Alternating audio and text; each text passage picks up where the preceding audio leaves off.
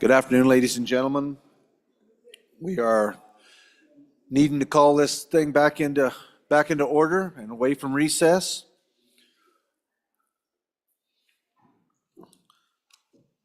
Give you a little bit of an update on what's going on. We're going to go back into third reading, and we're going to continue on third reading here briefly, but we've got some young people that are going to be coming to show up here. And Representative Stivar, we're going to rely on him to kind of explain to us exactly what he's up to here and what we're going to get to be able to witness and be a part of here this afternoon. But until then, we will move forward. Next bill for our consideration. House Bill 148. Reading clerk. House Bill 148, sponsored by Representative Rodriguez-Williams. University of Wyoming Governance, Elected Trustees, an act relating to the University of Wyoming Board of Trustees being enacted by the legislature of the state of Wyoming. We have amendments. First amendment is going to be brought to us by Representative Brown. Landon. Thank you, Mr. Speaker. I respectfully withdraw third reading amendment number 1. Wow, that's the way to start the afternoon. Not that it wasn't important, Representative, but thank you very much. Without objection from the body, the amendment has been withdrawn. We have amendment number, that's it. Hallelujah.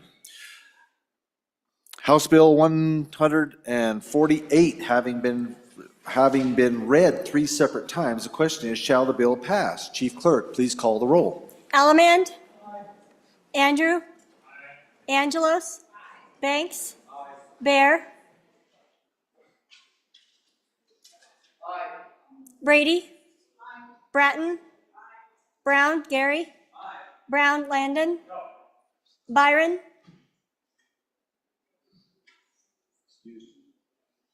Campbell, Elisa.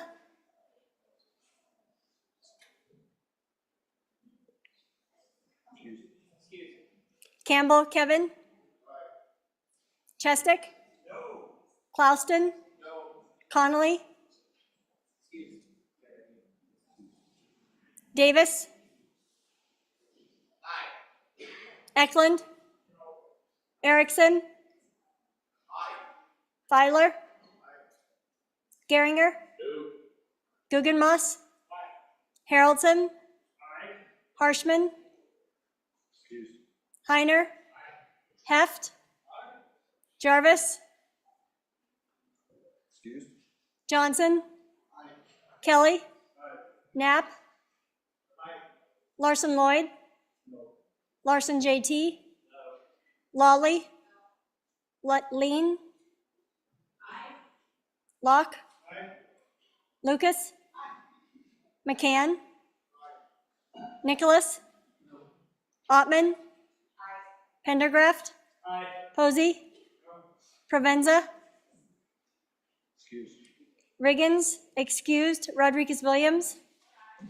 Schmid. Aye. Sherwood. No. Singh. Excused. Smith. Aye. Storer. Excused. Strock. Aye. Stivar. Aye. Tarver. Aye. Thayer. Excused. Washut. No. Wasserberger.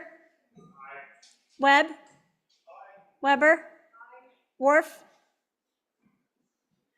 Excuse. Williams. No. Winter. Excuse. Wiley. No. Yin. No. Mr. Speaker. Aye. Are there any changes? Singh. Excused to aye. Further changes? Davis, aye to no.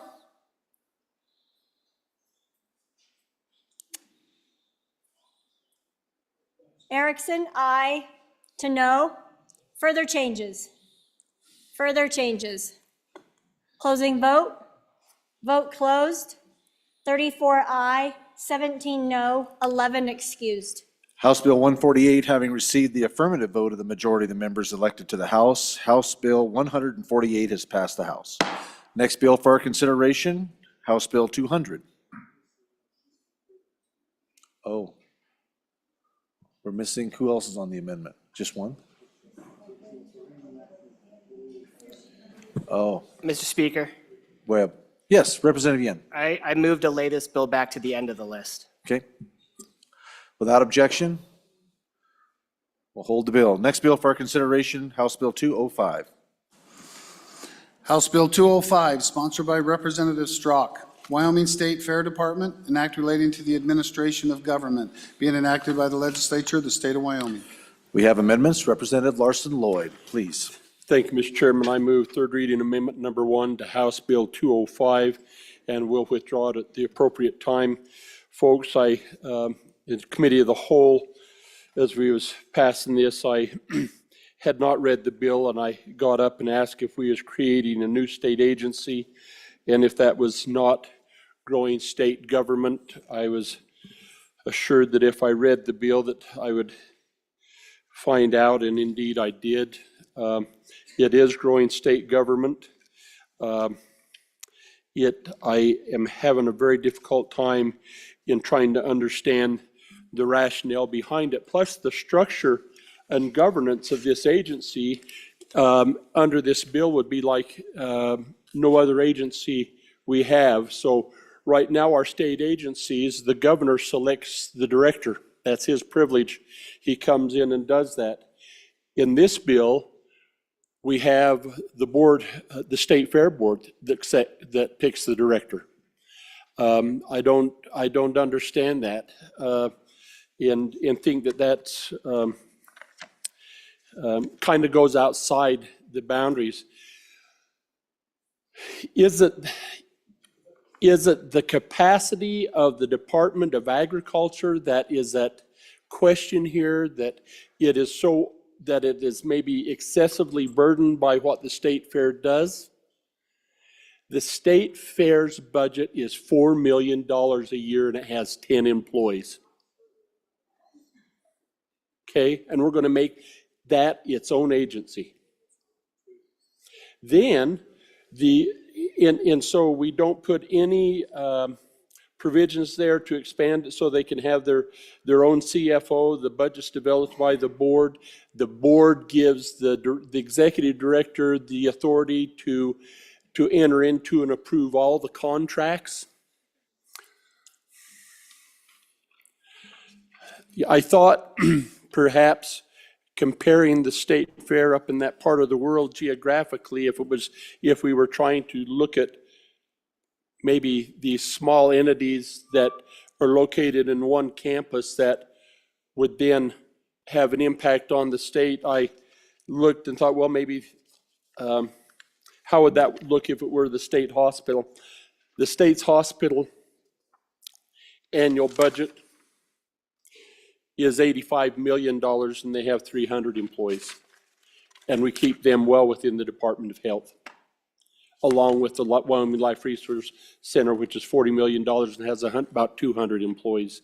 I'm not understanding why we would make this $4 million biennial budget, 10 employees, an agency by itself. Visited with the agency that oversees it to see if it was a burden. He says absolutely not. I think we've always agreed that the state fair is an agricultural activity and fits well within that agency that oversees that industry. I think that was, and they've done a great job. We have invested enormously in the state fair over the last 10 years, created the endowment fund, which we've really grown. I'm just really proud of the work that they've done. I think I just really have some pause and would ask you to really think about the necessity of creating a whole new agency for the state fair. Thank you, Representative Larson. Representative Williams, for your first time. Thank you, Mr. Speaker. The more I learn about this bill, the more I pause, like we just heard, and to well explain the same conversations that I've been having. And either the state fair, under this new arrangement, will need to add new positions to their budget for staff to oversee what the department is currently doing, or they have to add those tasks to their already small staff. And I fear that if the state fair is out there by itself as its own department, it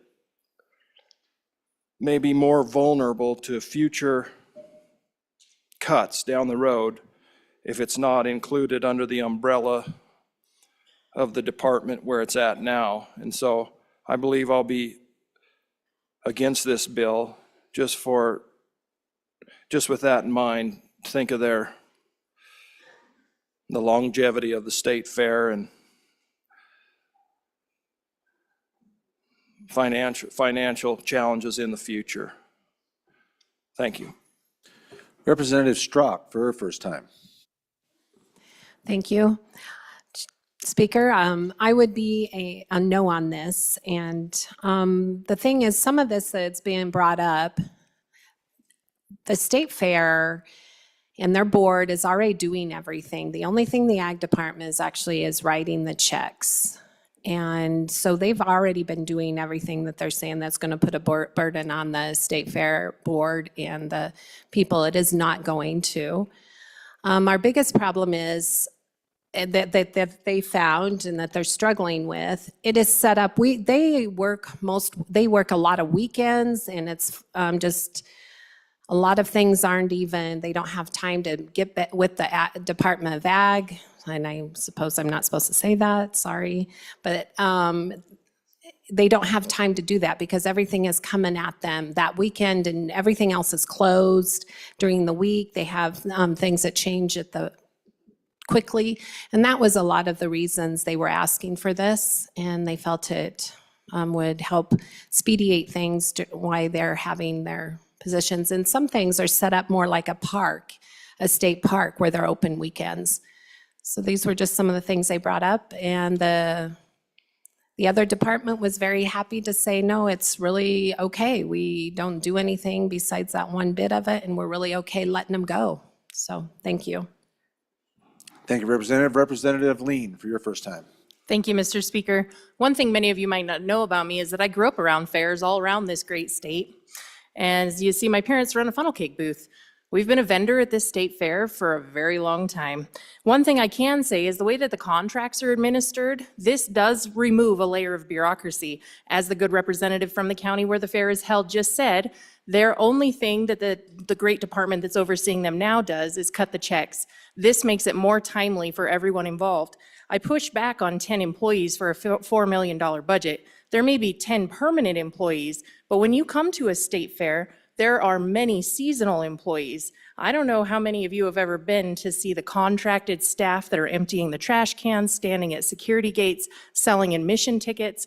Those are all state fair employees, and they clean showers and campgrounds for the 4-H kids. They help the kids stay on track for scheduling. Those people deserve to be able to continue to run their fair without the state stepping in for one more layer of bureaucracy. On and opposed to the amendment and for the bill. Thank you. Thank you, Representative. Representative Campbell for your first time, sir. Thank you, Mr. Speaker. The good representative from the middle of the state said pretty much what I wanted to say. When we met with the fair board and the department that's in charge of cows and sheep, it was the department that is in charge of cows and sheep that mentioned, just as she said, this gets rid of a layer of bureaucracy and allows the fair to react in a timely fashion, which will make it a better fair. We want to make it the best fair that it can be. This allows them the ability to act independently and more quickly without having to go back to the agency in charge of cows every time they need to make a decision. This streamlines the process. I am for this bill, against the amendment. Representative Thayer, first time, please. Thank you, Mr. Speaker. On and for this, I thank the good bringer of this bill. I mean, spent many, many, many hours and years up at that facility with my kiddos, state leadership, state judges. Now is the time to say no to growing government. I think that there are other capacities and other things we can do. Representative Eklund for your first time. Mr. Speaker, so in the Ag Committee, and we can say Department of Ag, it's in the bill, so don't shy away from that. In the Ag Committee, we didn't hear this discussion we're having right now. And I signed on to the bill and I voted for it because there really wasn't any opposition. And I was wrong at the mic when I said it doesn't grow government, it reduces government. That's kind of how it looked in the Ag Committee. The Department of Ag would be out of the thing altogether and the Fair Board would manage theirs. They'd be more nimble, but they become their own agency. So what we're doing here is a policy decision to either make another agency, call it more bureaucracy or not. What the bill doesn't sort out is how do you account? They will have to have people keeping track, secretary, treasurer, and a lot of money. They'll have to keep track of what the Department of Ag did. And I presume they can do it, but I don't think it's quite hammered out in the bill. So I'm a little more cautious than I was after I heard the bill and after I signed on to it. I don't think it's a terrible plan, but maybe there are other ways of making this department more nimble and able to respond quickly, because it's a problem. You have a judge that calls in, he's got the flu and he can't judge the beef show. It's a real problem. They have to find somebody fast and they have to be able to do it quickly. It's could be on a weekend. Anyway, there's just a lot of reasons for the bill, but also question as to whether we want to grow government. Thank you, Representative. Representative Davis for your first time, sir. Thank you, Mr. Chairman. Yes, I too was on that good old Ag Board, and this discussion really didn't come forth. But, you know, no matter if they're their own board or if they're underneath the board that directs them right now, there's that layer of bureaucracy that has to exist there in order for them to deal with the state of Wyoming. They do not have even a transition plan to do this. Who'll do the budget? Who even understands how to do the budget there? Who'll run the contracts? Who'll review the contracts that we have there at the state fair? I just think that we need to pump the brakes on this one and let's get a little better plan if this is the direction that they want to go. Thank you, Representative. Representative Geringer for your first time. Thank you, Mr. Speaker. I too grew up with fairs. Growing up on a farm in the land of wheat, I participated. My dad participated. My sisters all participated. My kids participated in fairs and even went to various state fairs as well. And so I've got a heart for the fairs, for the state fair in particular, and I think we need to do what we can to protect that. But I guess the reasoning, using the reasoning that this removes a layer of bureaucracy, I think is a little bit faulty. I mean, we could use that for any number of divisions across the state. Let's pull the underground storage tanks out of DEQ and put it at its own department level. What's the point of that? I don't understand how this doesn't grow government. I think it's well intentioned, but I don't see that it's really filling a need that's really there. I don't think we're solving anything with that. I'm trying to understand. Thank you, Representative. Representative Washut, Chairman Washut, first time. Thank you, Mr. Speaker.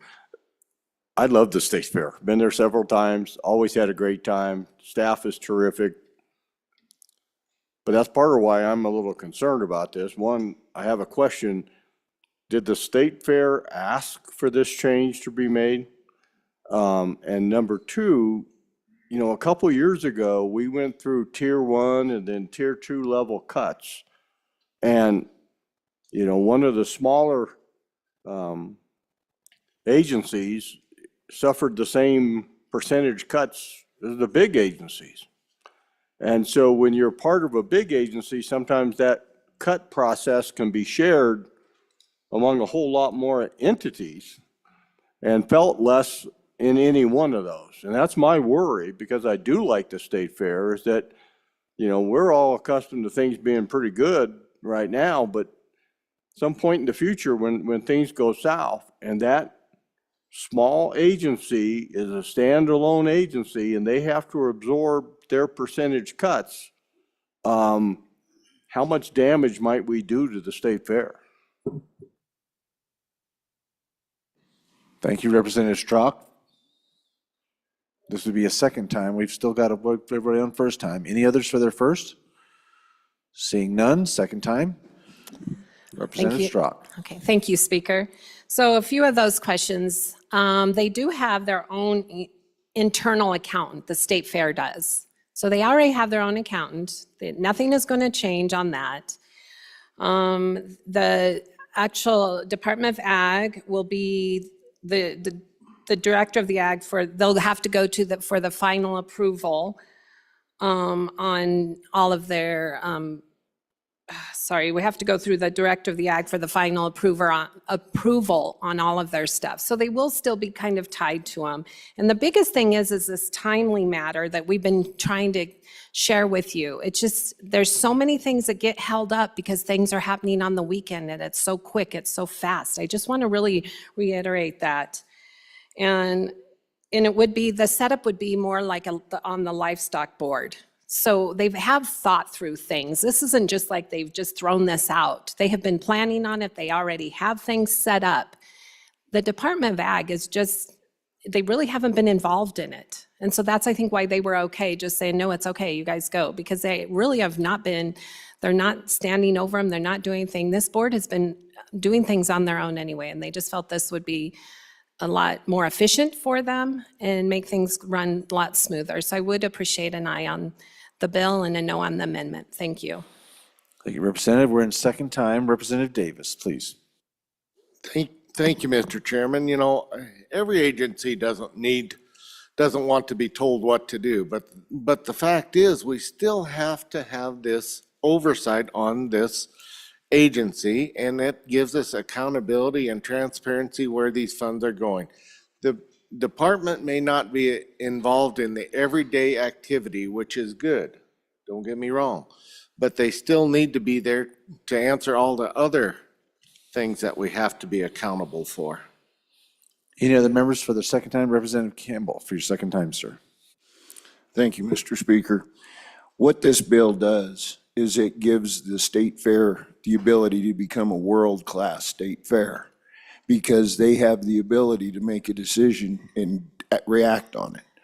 Otherwise, what we're doing currently is we're waiting for the Department of Agriculture to meet, so we might be a month and a half behind a decision on a vendor or a decision on an entertainment process.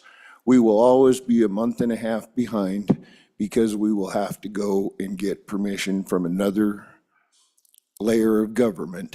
So it will delay us. This bill has no cost to the state. It doesn't change personnel. It pretty much keeps everything the exact same way that it is. It just allows them the reaction time to where they can almost act as a private entity that quick, allowing us to have a world-class state fair. Thank you. Thank you, Representative. Representative Lean, for your second time. Thank you, Mr. Speaker. Just to put some people's mind at ease, in 1110-115, you can find where the state board membership terms and compensation are all put in. There is already a state fair board in place, and this just removes them from the Department of Ag so that they don't have to ask the Department of Ag to then oversee their contracts. Thank you. Any other members for the second time? I still have room for Thayer, Eklund, Geringer, and Washut, and Williams for the second time. Anybody? Seeing none, Representative Larson, please bring us home. Thank you, Mr. Chairman, and great conversation, and really appreciate the representatives that are in the land that host that state fair, and appreciate the time and the effort you spend with that board. I'm really proud of what this legislature has done the last 10 years. I think we've invested more into the state fair than perhaps the previous 2 decades combined, and it deserves it, and it deserves to be grown. So we got an agency that's going to be run by a board. There's no other state agency that does that. Who picks the board? The governor. Each of the board members has a term longer than the governor's. So there's 6-year boards, and we're going to let the board determine the contracts. There's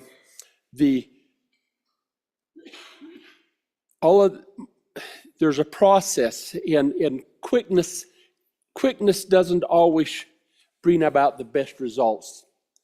Planning and making sure you're doing things right generally will prove to be better in the long run. But what I'm hearing is that there's concern that, we just can't get hold of anybody on the weekend. We have to make a decision, and we can't get hold of anybody. But I would share with you that that's not the case across state government. YDOT, they don't get shut down because of snow, or that you can't snow on weekends or at nighttime. The Department of Health has 5 facilities that operate 24/7. And on the weekends, they have to get hold of somebody and decisions have to be made. The Department of Corrections has their facilities.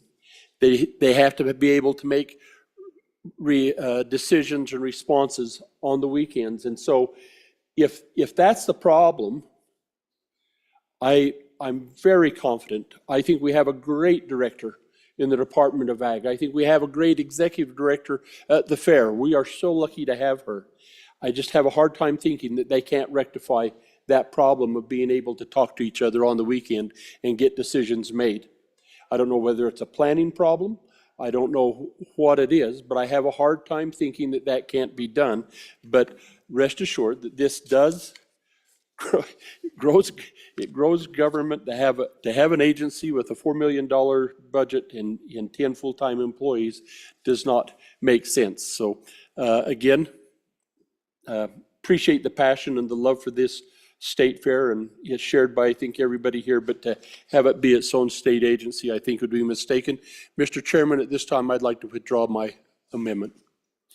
Hearing no objection from the body, the amendment has been withdrawn. Members, you are voting on third reading amendment, or not third reading amendment, having been read 3 separate times, House Bill 205. The question is, shall the bill pass? Chief Clerk, please call the roll. Allemand? Andrew? Angelos? Banks? Bear?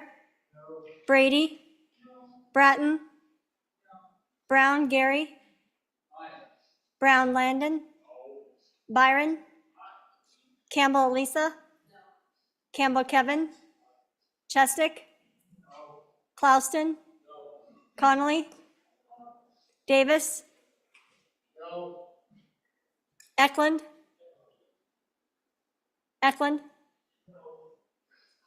Erickson? Feiler? Geringer? Guggenmoss? Haroldson?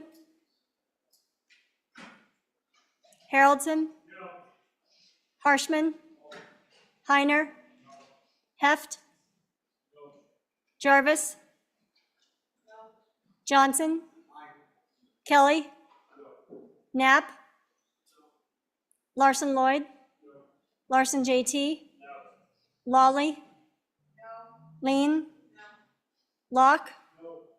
Lucas? McCann? Nicholas? Ottman? Pendergraft? Posey? Provenza? Riggins, excused. Rodriguez Williams?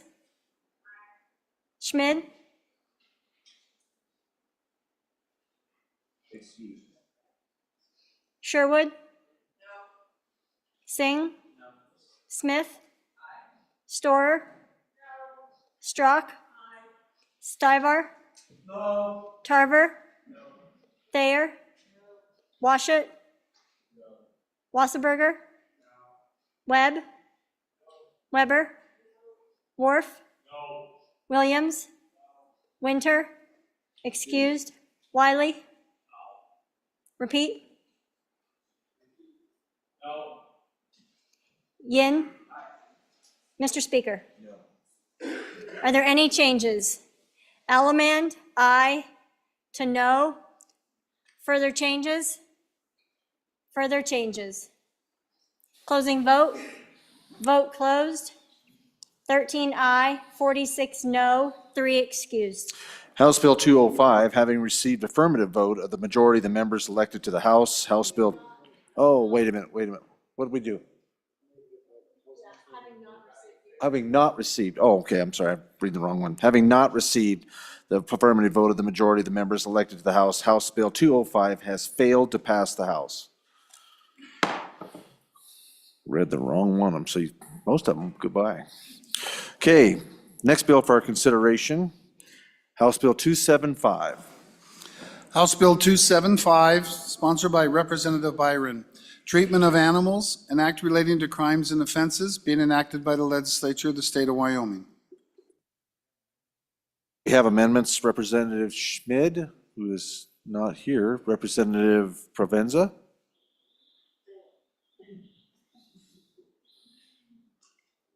Please.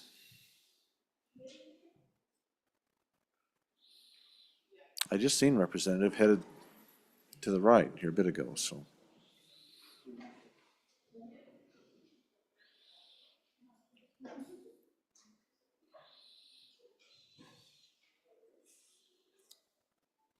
He was headed that way.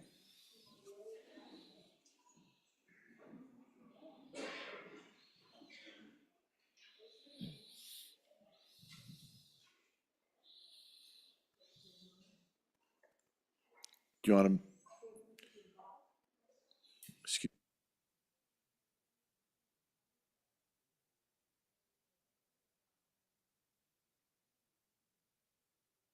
Okay, we're, in an effort to wait for the amendment bringer to get back here, we will move this bill to the bottom of the list with 200?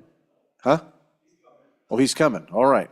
Well, then we'll, and here he comes. And there he goes.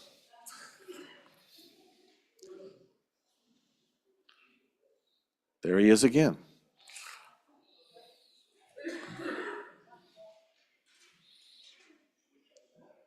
And there he goes.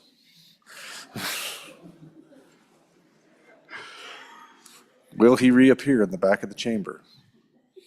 Yep, there he is. Representative Schmid. All right.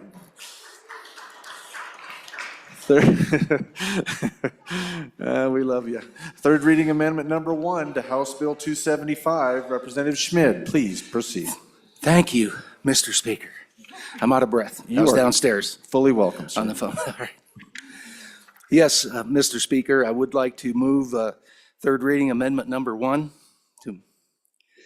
To House Bill 275. to House Bill number 1. To House Bill 275. I'm sorry. What do I got here? Third reading amendment Yes. number 1 to House Bill 275. There you go. Thank you, Mr. Speaker. You're welcome. Okay, this, in my mind, is a simple, self-explanatory. Representative, you're going to have to move that on your own. That was just what you're supposed to say. You're going to have to move that amendment. Third reading amendment number 1. What am I doing wrong? I move third reading Oh. Just say I move third reading amendment. Number 1. Yep. Right. I move third reading amendment number 1 to House Bill 275. All right. Proceed. Thank you. I'm going to eventually get there. It's all good. Yeah. Thank you, Representative Larson. There we go. On our way. All right.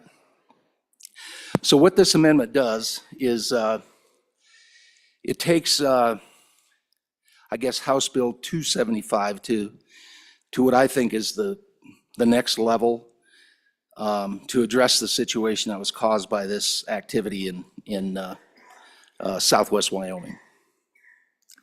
And basically what it does is it makes it illegal to use any over-the-ground or over-the-snow machine as a weapon to maim or kill any wildlife, including predators. But there are some restrictions here for public land and private land. On private land, in order to protect our agricultural community, it does not deter a private landowner, rancher, or farmer to use these machines as they deem necessary to control predators on their private land. On public land, that machine cannot be used as a weapon. You can use it to pursue that animal and then take the animal cleanly with a rifle or whatever weapon you choose. Let me just read it. I think I might be a little clearer that way. All right? The following shall apply to the taking of wildlife. When on a person's private land, no person shall harass, pursue, hunt, shoot, or kill any wildlife except predatory animals with, from, or by the use of any aircraft, automotive vehicle, trailer, motor-propelled wheeled vehicle, or vehicle designed for travel over the snow.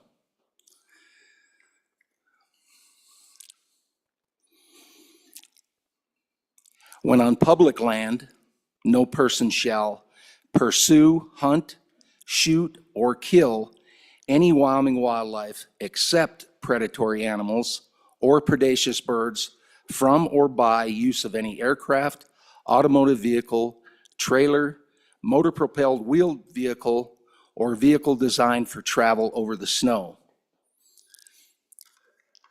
Then in section B, harass, injure, or kill any wildlife, predatory animals, or predaceous birds with an automotive vehicle, trailer, motor-propelled wheeled vehicle, or vehicle designed for travel over the snow. So basically, that's what it does. Like I tried to explain earlier, is that on your private land, a landowner has the right to do what he needs to protect his livelihood and the livestock that he uses to create a living with. When you're on public land, you cannot use that machine as a weapon to maim or kill any wildlife, including predators. But the landowners can use that machine, or anybody else can use that machine to pursue and hunt all those wildlife categories, whether it be big game, predators, whatever. Thank you very I much. don't know if I got that explained very well or not, but Okay, I'll thank you, take Representative questions. Schmid. Representative Stivar, first time. Thank you. I'd like some clarification. So I'm driving down the interstate and I hit a coyote. I just broke the law. Representative Byron, first time. Thank you, Mr. Speaker. On and against, folks.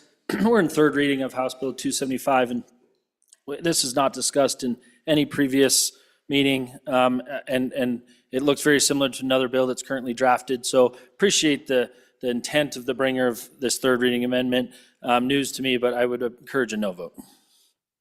Representative McKay, I keep wanting to call you McKay, but McKay Erickson, please proceed. Thank you, Mr. Speaker. I would like to encourage also a no vote on the amendment. I would like to keep the bill as clean as possible because it has been a major situation that is going on and continues to be in western Wyoming. In fact, just the other day, 10 days ago in Snake River Canyon near the Hoback, wolves came into the Fall Creek feed ground, ran the team of feeding horses through the corral, ran the elk off of the feed ground and onto the highway where one was hit. That was verified. More were scattered in lots of different directions. Going back just a little bit, this particular clean kill bill, in my opinion, got the bill and off-season work of the year because they were able to take a very tough situation that we were all embarrassed of in Daniel and still be able to come back and make this bill something that ranchers, sportsmen, all can use both the ethics and the management to back up the work that they did. I think they did a great job on that. Also, just personally requested information from a person who has ethically controlled populations of predators for years and will hopefully continue to be able to do it because of the number of predators in that area. And while using a legal snow bike, he pursued and was able to take predators in the and actually big game when it moved to that, because we're right on the border when it bounces back and forth between predator and big game. And he was able to use the appropriate firearm to kill, but he would have never been able to even touch these animals without the use of the motorized vehicle, and that was on public land. So again, without pursuit, there's going to be very little control, and that would be a dangerous road to go down right now, in my opinion. Thank you. Thank you, Representative. Representative Wiley, for your first time. Mr. Speaker, thank you. On and against, I think this has huge problems. You know, coming from the land of the checkerboard, a lot of my ranchers, a lot of my private landowners, you know, they use means of different kinds of transportation to be able to manage predators, or to, you know, heck, even the federal government uses the same means to do the wild horse roundup. So when you add language into this bill that's talking about harassment and the different types of transportation and stuff, I think you're just muddying the waters, and we're creating a situation that's just not going to be a win-win for landowners that have you know, done predatory control in a responsible way. So why are we going to punish these folks that are good stewards of the land for a couple of bad actors? On and against. Thank you, Representative. Representative Chestik, for your first time. Thank you, Mr. Speaker. To address the point that was just brought up by the good representative from this area, from this county, asking about whether or not this bill would make it make it illegal to kill a coyote on the highway by accident.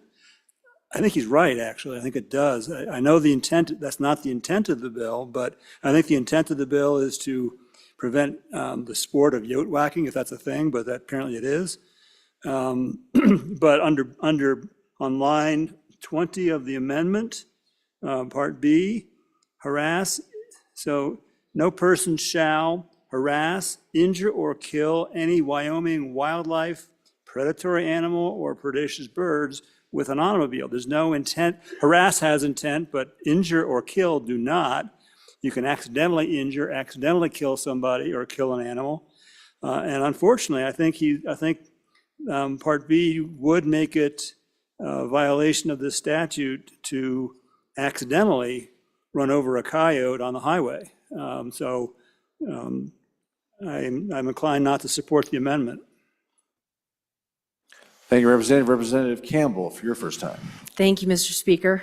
This bill, in its current form, is months of work between sportsmen and landowners and concerned citizens and our ranching and farming community, and really does strike a beautiful balance between all of those entities and rights.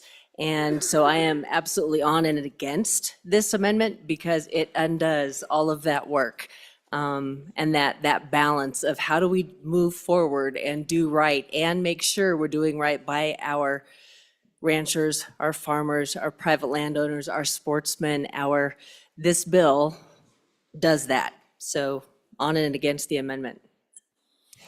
Thank you, Representative. Representative Weber, for your first time. Thank you, Mr. Speaker. I have a question. Would this at all affect any of the disabled hunters?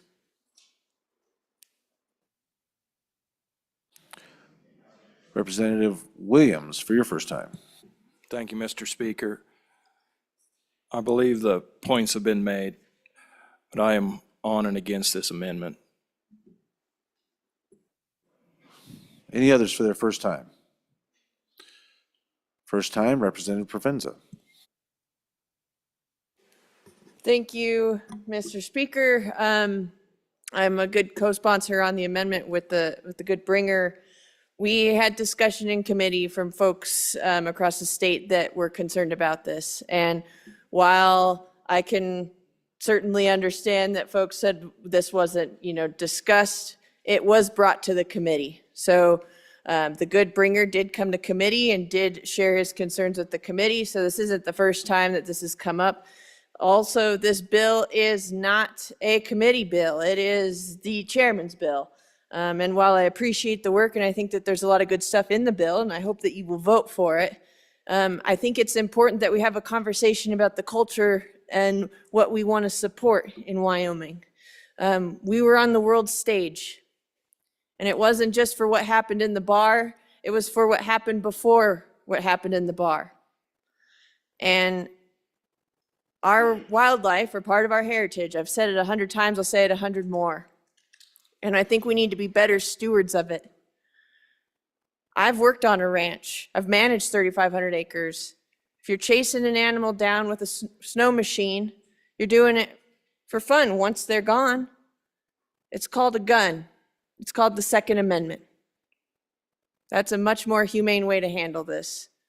Not on a snow machine for fun. So I hope you'll support the amendment. Thank you. Any other representatives for their first time? First time on the amendment? Seeing none. Second time on the amendment? Anyone only speak second time? Going once, going twice. Back to the bringer. Representative Schmid.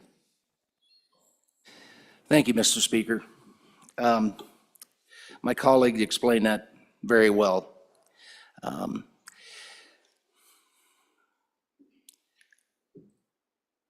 I just want to reiterate this, what this amendment is attempting to do is to close the door on this issue. And I truly believe with the discussions I've had in my district that this will close the door on this issue and put this thing to bed, and this black eye that Wyoming has will begin to heal.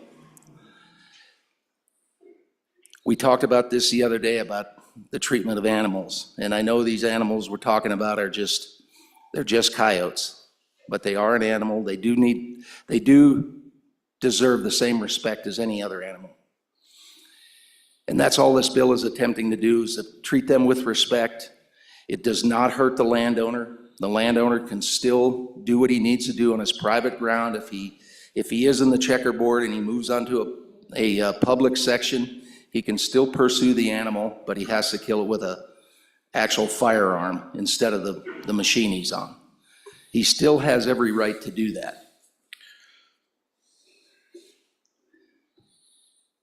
But it cleans up the bill. It closes the door on the issue we have.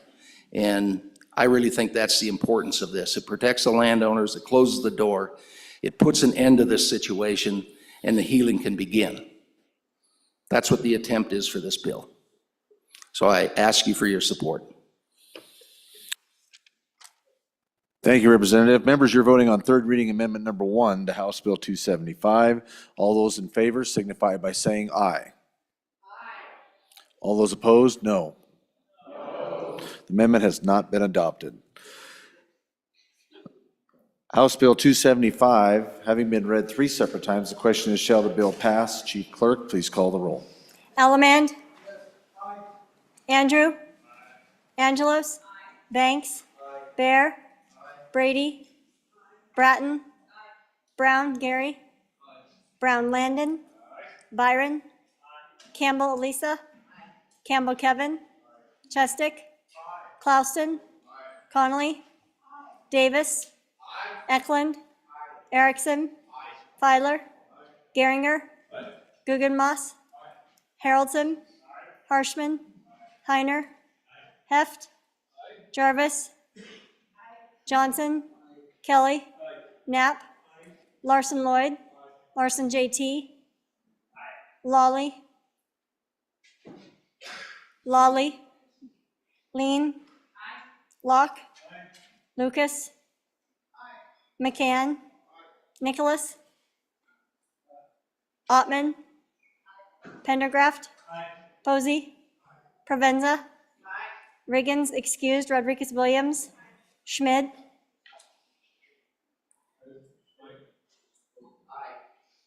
Sherwood.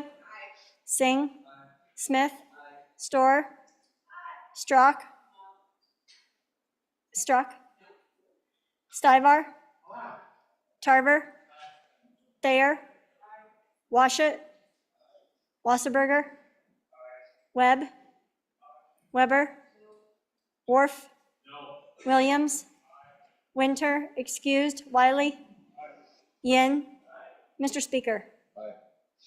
Are there any changes? Lawley, excused to aye. Further changes?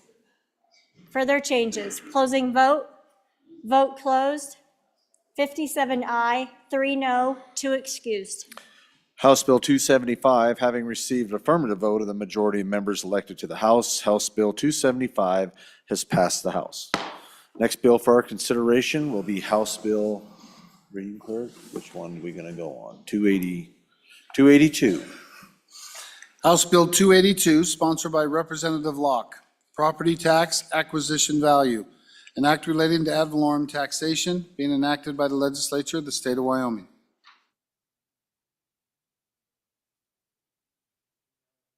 Have amendments. Representative Nicholas.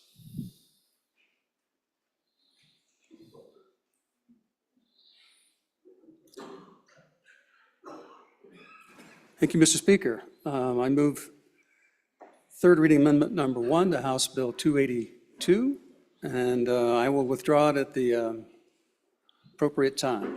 Please proceed.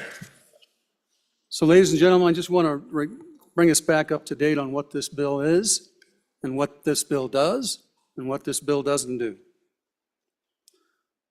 This is a bill that uses the sale value of the home to establish what your property taxes are. It's acquisition value. So what's the impact of this bill on us? And so in front of you, you'll find a little handout where we had the folks with LSO put together some rough numbers, some rough figures of what this does. And if you look up in the left-hand corner, it explains what the chart does. Basically, it takes, you'll see that the small dotted lines are the actual increase in property values over time. In Wyoming, historically, it's roughly between 4 and 4.5%. And also, we passed a bill last year that only allows property for taxation purpose to go up 4%. So that line is, that's your 4% line. Now, if you take the dotted dash line, that's the black line, that's the taxes based upon this bill, 282, because we go back to 2019 and then we cap it at a 2% growth. And so then it takes it out over roughly a 20-year period of the loss in tax revenues over that period of time. Okay? So the easiest part about this is just go to the end. 20 years from now, we will have lost cumulatively almost $12 billion in tax revenues. That's $12 billion for your local governments and for school districts with no backfill. $12 billion. Starts off around 300 million, but because of that incremental decline by artificially capping it at 2% growth, it's on an upward trajectory, so it's going to be more and more and more each year. There wasn't really a way to put into this, annual or annual sales of homes of what those values are, because that just wasn't a multiplier we could put in there. That would modify, obviously, what those total dollars are, but it's not going to change the overall impact of what this bill does and what the implementation of this does. 11, I think that's right, yeah, $11 billion, ladies and gentlemen. Where are we going to get the money to replace that? Where's it going to come from? So there are other problems with this bill. Let's just talk about what those are. And you know, there was a report done. I don't know if any of you have looked at it, on acquisition value that was done in 2023. And if you go to the summary of that report, the first thing it says is the bill's unconstitutional. So you'll have to modify the Constitution and modify the statutes. There was testimony by the Board of Equalization at the committee hearing. They said it was unimplementable and unconstitutional. Why? Because it treats different people differently. It's your next door neighbor who buys the house 2 years from now, next to you, is going to pay more taxes than you do. And that, lady and gentlemen, is simply unconstitutional. It's got other problems.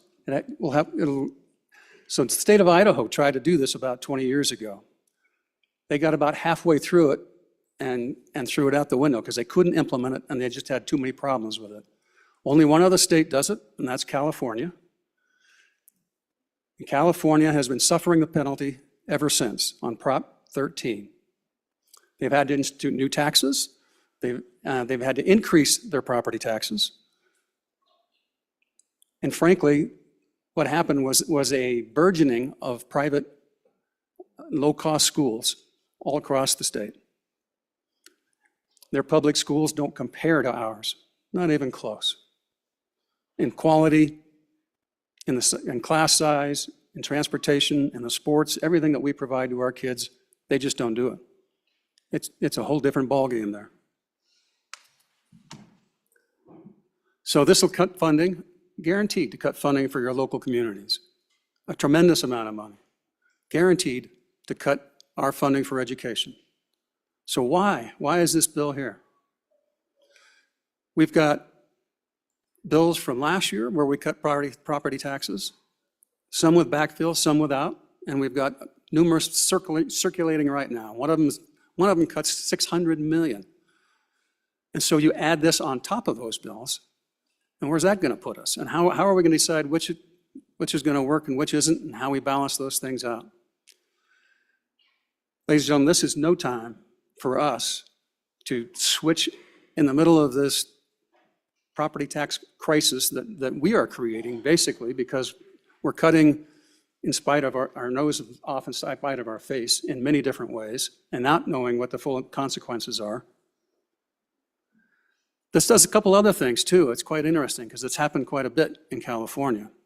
Because you have to report your sales data for when you sell your house. Right now, you don't disclose it.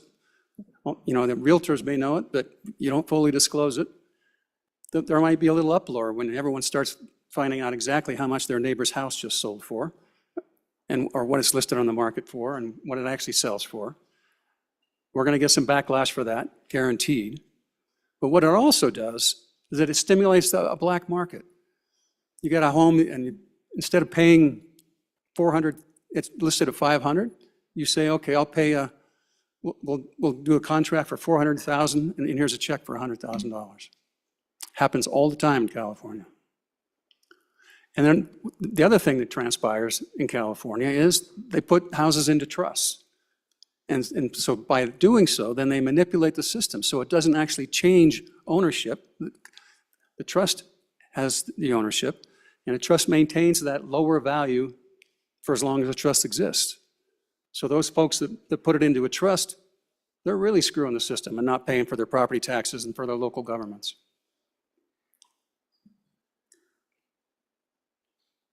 Ladies and gentlemen, this is the wrong place and wrong time for this. And I would stand for any questions.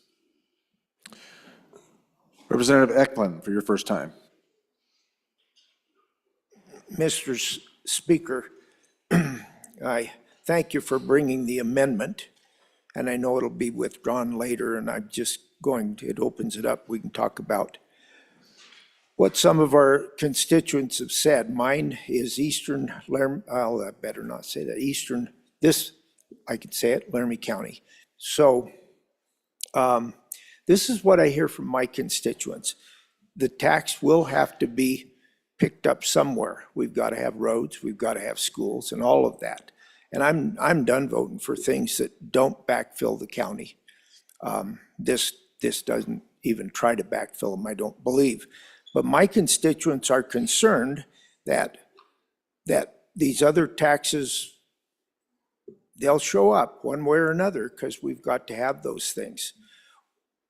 One of the things that the ag people have is an ag classification for their land. And without that classification, I think nearly every young farmer in my area just starting out probably couldn't, he could not operate if his taxes, well, probably couldn't operate if his taxes were based on market value instead of classified as agriculture. And it's a great reduction if you've got it. There are things you have to prove, but anyway, that if that exemption or that classification were removed, they'd quickly be out of business, I think. Or they'd have to get a better job in town. Anyway, I'm done voting for things that don't backfill our counties and don't have any way forward to be able to implement without some kind of damage, to implement without some kind of new taxes. So I'm opposed to new taxes for sure. Representative Chestic, for your first time. Thank you, Mr. Speaker. So go out and find a taxpayer and ask them, would you like to pay less taxes? You're going to get an answer, yeah, I would love to pay less taxes. Ask that same taxpayer, which schools would you like to close? Which roads should we not pave or close? Which police officers should we lay off? They're going to say, well, I don't want to do any of those things. I just don't want to pay taxes. This bill is going to result in a significant decrease in tax revenue and force impossible decisions on our local governments about what services to cut. And we're not going to give them any help. We can be the good guys cutting taxes, and they're the bad guys for having to close services and shut things down. That is not fair. I don't think our taxpayers want to lose those services, and therefore I oppose this bill. Representative Wiley, first time. Mr. Speaker, thank you. Can I say California, or do I have to say like the land of bad policy and movie stars? I think you just did. Okay, sorry. Anyway, you know, I've been reading about this since we started debating about it, and almost automatically, when the state on the West Coast, full of bad policy and movie stars, instituted this, it started to fail. And ever since then, they've brought policy and legislation again and again and again to try to repair what it took them down the path in the 70s. Still not there. Created a mess. Why do we want to copy a state that is full of bad policy, full of bad laws, on the national news all the time with something going wrong with it, and we're going to copy something that they've been trying to repair for the last 30 years? Doesn't make sense to me. We've thrown so much at the wall with property tax relief already this session that if everything sticks, ladies and gentlemen, we're going to be in trouble. You've heard it. I can't support any more for something that doesn't backfill my community. If you read your emails, I'm guaranteeing you're reading it. We better be careful because we're going to create a crisis. And then maybe we'll be run to the land of bad policies and movie stars. I don't know. Representative Washington. Thank you, Mr. Speaker. So there's two aspects of this bill that I really like. I like the idea of a clawback versus a percentage decrease. I think a clawback is when we talk about some of the other tax bills, rather than saying we're going to cut back 25 or 50%, which is going to drop some counties a whole lot more than they ever increased over the last few years. So I love the clawback. I think that's a much wiser approach to try and give some tax relief as opposed to a percentage cut. I also like the fact that it moves us away from the property valuation process. When I talked to voters, what I heard a lot of was, I don't understand why my property was valued the way it was. And so their instinct is, because they don't understand that process, to believe that they're somehow being mistreated by their county government.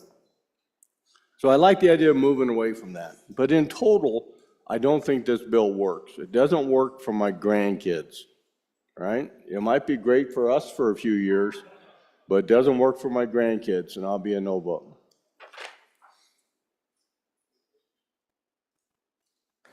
Representative Locke, please. Thank you, Mr. Speaker. And I'd ask you to, you can make the curve look any way you want, but that's really not what's going on here. Yes, we are making an adjustment in the upfront. There's no doubt about it. You know what?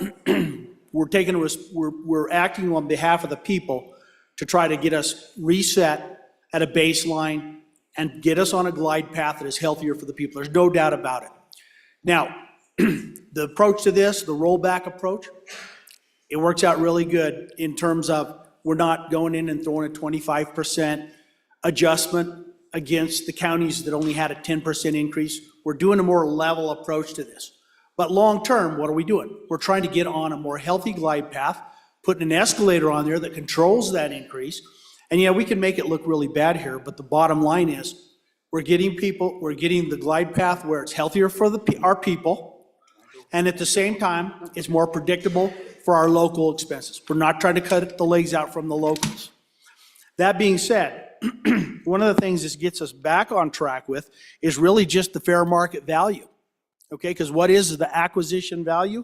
If you read it, it's kind of interesting. I just wanted to read this to everybody because it's always interesting. One of the ways we define it is we're supposed to be working toward fair market value. It means the amount of cash or terms reasonably equivalent to cash a well-informed buyer is justified for paying for a property and a well-informed seller is justified in accepting, assuming neither party in the transaction is acting under undue compulsion and assuming the property has been offered on the open market. That sounds like acquisition value to me. And so that's acquisition value at the time of purchase, and then putting a framework around this to go up at that a more steady and controlled and uniform approach. I think this is an act for the people, get us on a glide path that's healthy for our taxpayers. At the same time, I think we'll create a predictable revenue stream for our locals. Everything you're going to hear here is about the fear and the panic and the oh my goodness is, by protecting Wyoming, we're protecting our government. In this case, we're taking some action for the people. And yes, the government is very important, but at the end of the day, we're acting on the people's behalf here. And I think that's an important step. And it doesn't cut the legs out from government, but what it will do, it will predict, it will create a much more predictable long-term solution, and one I think is better and healthier for our taxpayers. Thank you, Representative. Representative Harshman, first time. Thank you, Mr. Speaker. Just my first question really is about the constitutionality. And so you open your Constitution, Section 11, Article 15, Paragraph D, all taxation shall be equal and uniform. So we all know how this deal is going to work. We're going to all have a lot of longevity. None of us will really die because we can put it in a trust and it'll just keep living forever at this same pace. I guess, so I think the constitutionality part of it, you know, and we've had this issue before us for a lot of years, and we had a study we paid for, it was done. Summary of the study, page 6, property tax systems based on acquisition value does not result in uniform and equal treatment of property taxpayers. We found that the state with movie stars is the only state that implemented such a property tax system is still in place. Key components of that model can be found in the references. So that's the part of that thing. And then there are 3 parts to property taxes. We've worked on all these. The first one is valuation, valued at fair market value. We're a non-disclosure state, so you don't tell everybody what you sold your house for. Nobody knows except the county. maybe the realtor, but it's not public knowledge. Now that'll have to, I guess, be public knowledge, but valuation, fair market value. Now, we've done some things to the valuation part. We passed a cap last year of 4%. So that's one lever we pulled. If you look at your tax bills, I'm sure it saved you all a little money, okay? The other lever are the number of mills assessed. Statewide average is just over 68 mills. That is the fewest mills in modern state history. We're not paying school CapCon out of mills anymore. Okay, so it's the fewest mills. And then Wyoming has a statutory cap on mills.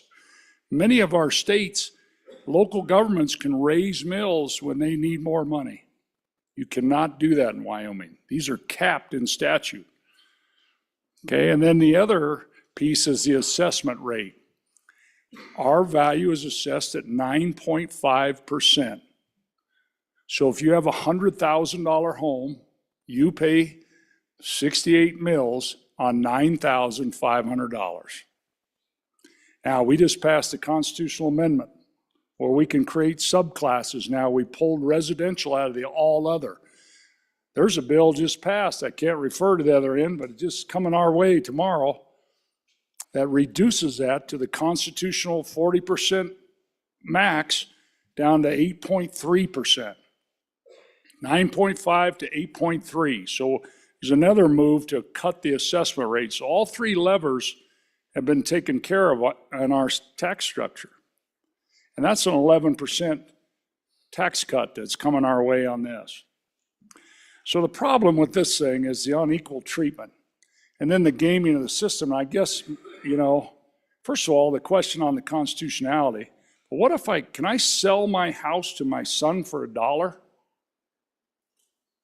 Still live in it, and then I pay like 6 cents a year on property tax? Is that how this works? I mean, I don't know in the bill where it prevents that. So I'm going to sell my house to my kid and say, hey, let me live here, kid. You can have it when I'm done.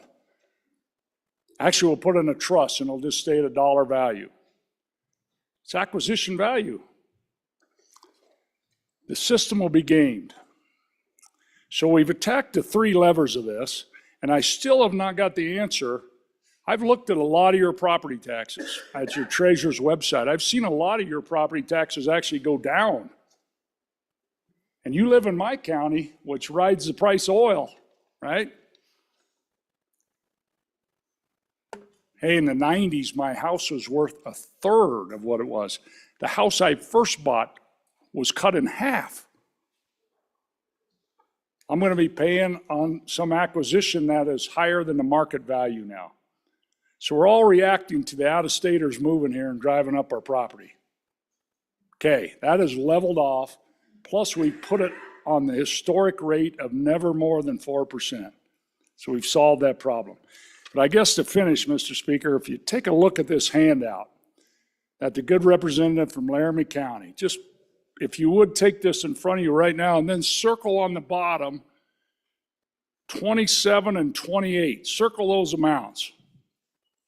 Because the good representative from Laramie County talked about 12 billion, and then I was looking at 2040, and my mind couldn't really do it. But this is going to affect us, because at the end of this week, we're a third done with the 68th legislature.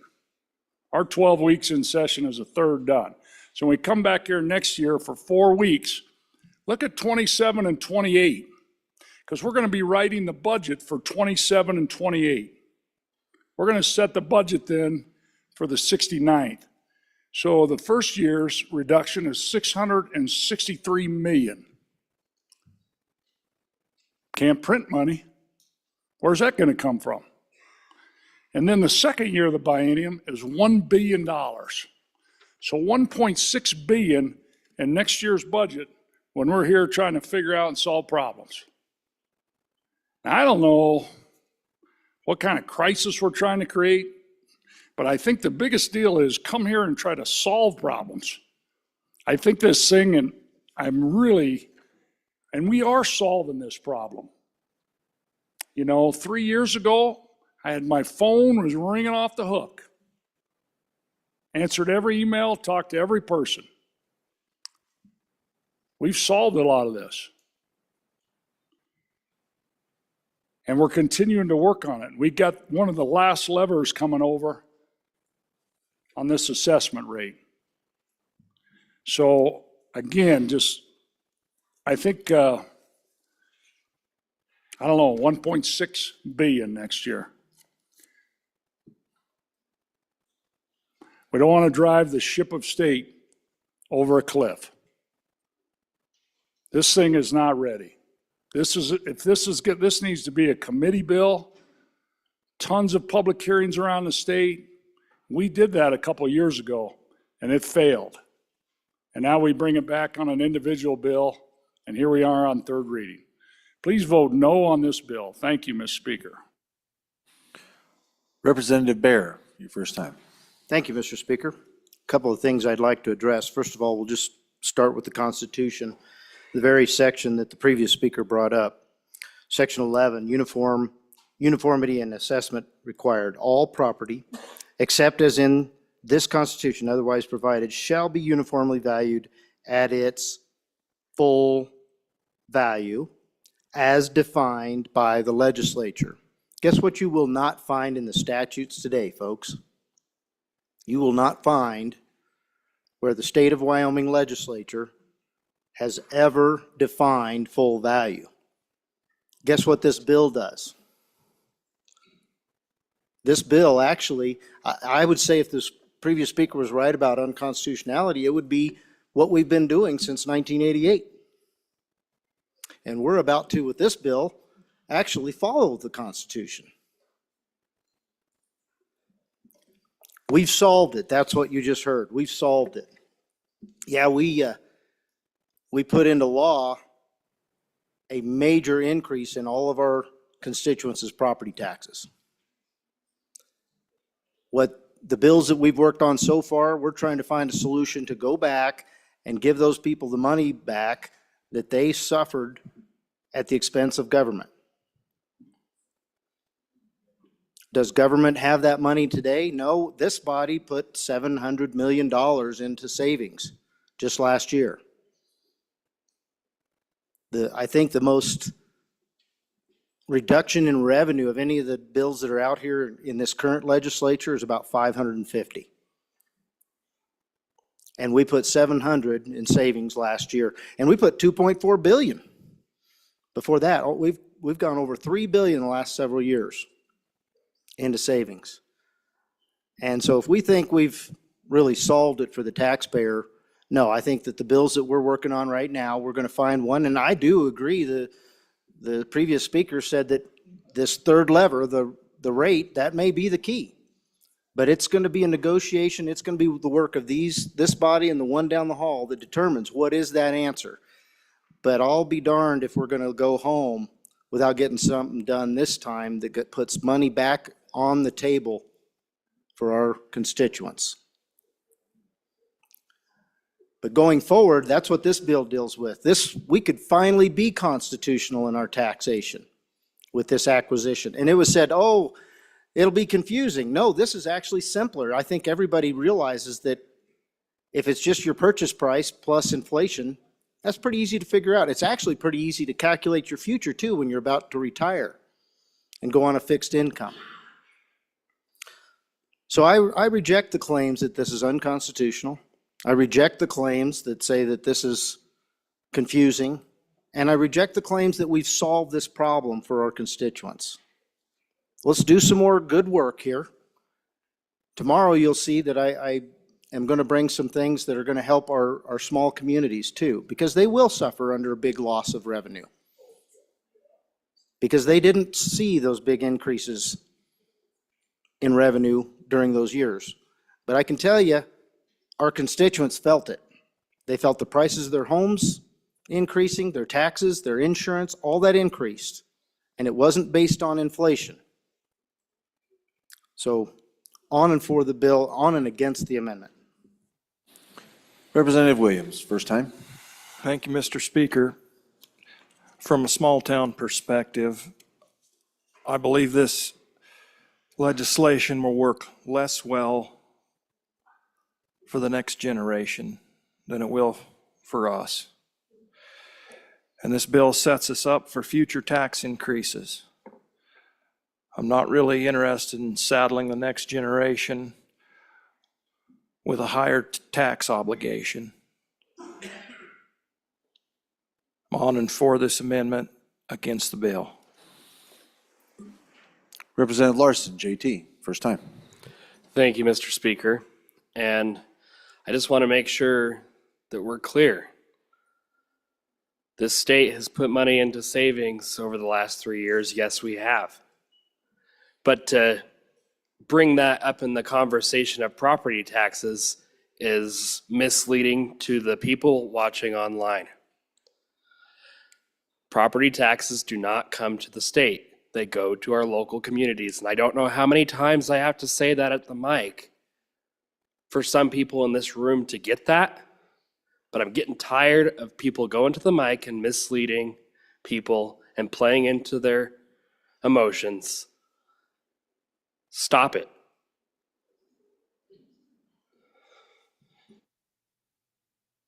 Representative Yin, for your first time.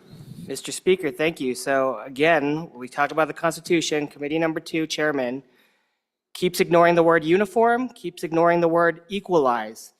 Again, that means that 2 properties have to be assessed equally if they are the exact same property. This bill doesn't do that. It assesses them at different values. What's going to happen if we pass this bill? What will happen is I will pay $2,000 lower on my taxes. Great, it's going to be great. Tell my neighbor is going to be like, great job, you saved me $2,000. Immediately, the Board of Equalization will sue. If someone else doesn't sue, the Board of Equalization has said they're going to sue, they're going to sue.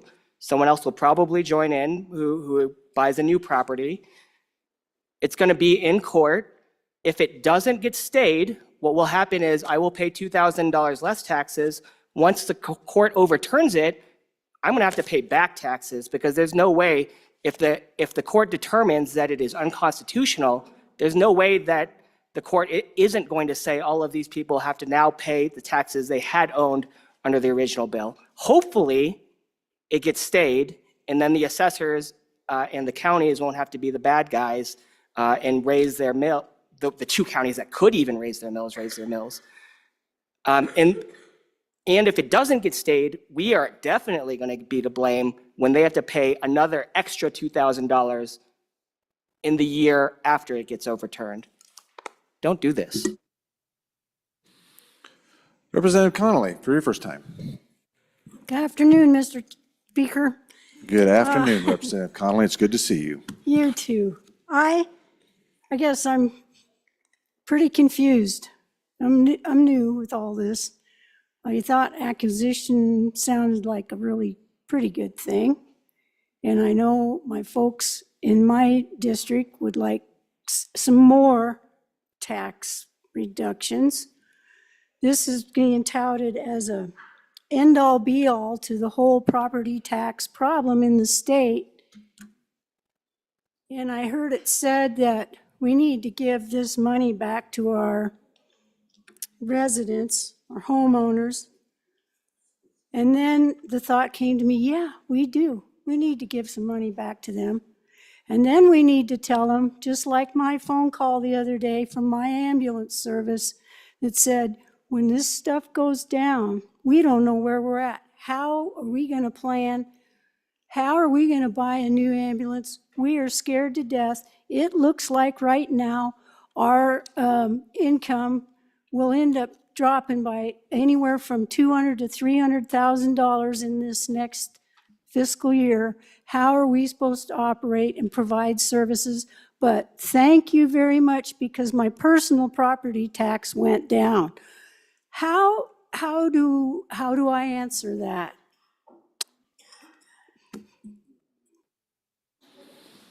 Representative Geringer, your first time, sir. Thank you, Mr. Chairman.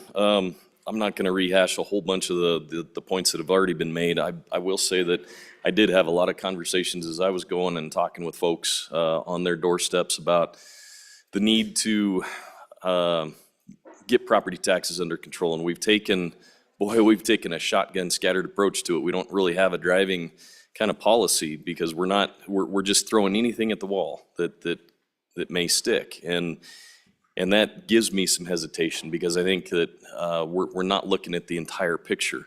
You know, one of the things that also occurred to me as I was talking with folks, and we started doing some education too, is that as we've all seen, maybe not all of us, but as a number of us have seen our monthly payment go up, what we're seeing going up is not only property tax, but insurance.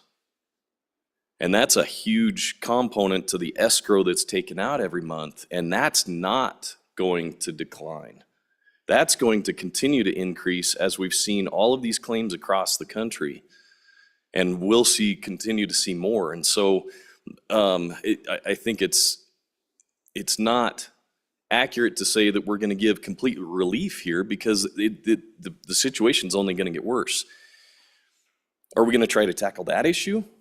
I would say there's nothing really that we can do about that, at least nothing that I've heard. And so we're still going to have this issue of increasing insurance over time. Something else I wanted to kind of hone in on too is something that the good rep from this county was talking about with the transfer within a trust. So I'll give you an example. Any one of you that owns a property right now can put that property legally into a trust. And I'm not an attorney, I'm just a dumb engineer or dumb recovering engineer. But the process, the way that can work for any one of us is we become the beneficiary of that trust. We can assign that beneficiary interest to anybody else that we want to. The transfer of property doesn't occur according to this bill because it's in the trust. A trust can be conveyed, a property can be conveyed into a trust without tripping the mechanism that would trigger new taxes to be assessed. And so what can happen in effect is any one of us in this body, anybody across the state can avoid the increase in basis at all simply by doing a trust and conveying that trust to somebody else or acquiring it through that trust. And so you want to talk about tax planning, boy howdy, I tell you, anybody that hires a tax planning advisor is likely going to look at this as a possibility. And so it completely skirts the intent here. And I say that to say that I don't think all of the ramifications are being considered in this bill of what can happen. And so I think that it's probably something that should be studied more. I would love to have a comprehensive approach rather than a little bit here and a little bit there and a little bit there and figure out what we have in the end. I'd rather have the comprehensive approach because yes, we do need to tackle these issues. And so I just have extreme hesitation with this particular bill. Representative Lawley, first time. Thank you, Mr. Speaker. I just want to tag on to the last speaker and then kind of end a little bit with the constitutional concerns and whether or not knowing those and doing this is some kind of a little bit of a bait and switch. If we know it's going to be challenged and put on hold, what have we done? And I do have some concerns about that because obviously ultimately a court would decide either way. Not here to debate that, but I'll get back to that. But the point about tax policy and trying to approach our tax policy in a more strategic way. Right now, we're doing a little bit of robbing Peter to pay Paul, and we're trying to address a real need and a real issue for our constituents. But we have a lot of unintended consequences that come into play here. And so for this, if this was put in place, my district is hardship counties. And so this will disproportionately affect us. I appreciate some of the things that the bringer has done to try to do some escalators and do some things that would help that. I really do appreciate that. But one of the things that's going to really hurt in my district is like our fire district. So special districts will be affected in a unique way. And you add on that the fact we're a hardship county, that puts them in a really precarious situation. Why did I bring up the fire district in particular? Because it kind of goes back to the comments about the sort of escalation in homeowner, insurance costs. Every fire district has a rating, and that rating is very important in terms of how their homeowners insurance price is. So I know in my own district, my own fire chief was here this week, and we had many conversations about the first thing that will happen is a pullback of services that will cause their rating to go down that they have. And that's going to affect now for the people in my district. They're gonna have an escalation of costs in their homeowners insurance because the fire district's rating dropped. It's just gonna happen. And many of the solutions being offered, whether they're long-term or short-term, I faced. And I've talked to many of you, and I know the Good Bringer is working on some possible solutions for that. But I am in this position of not really being able to support any of these until we have that solved. Because I can't support a tax approach here on this problem that doesn't address the issue of the hardship counties. And let me just give you an example of how extreme this really is. My county, the county named after the great chief, Washakie, is a hardship county. A hardship county is defined as making, in our distribution model to our counties, local governments, as a county where one mill raises less than or at $300,000 or less dollars for one mill. Washakie County's is around right now about $169,000 per mill. That same mill in another county that has a lot of camels raises almost $5 million right now. That is a huge disparity. So when we say the word hardship county, we really mean hardship county. And so the calculations on all these things are very significant. I want to see relief. Fortunately, my county hasn't had as much of the increases as many of your counties have had. But we are in a precarious situation, and your solution becomes our problem. And so I can't support this bill until that problem is solved. Again, I go back to, I have also some reservations about the constitutional issue and us walking into this, knowing this. I went back and watched the Revenue Committee's testimony on this bill during this session. So the issues are pretty clear. The risks are pretty high on the constitutional side. And I feel like that is not fair to the voters as well. That's not fair to our constituents to create that kind of uncertainty. And so then those are my concerns. I really appreciate the bringer of the bill. I think he's worked hard on this, and I appreciate that. But as it stands right now, I can't support it. Thank you. Representative Provenza, first time. Thank you, Mr. Speaker.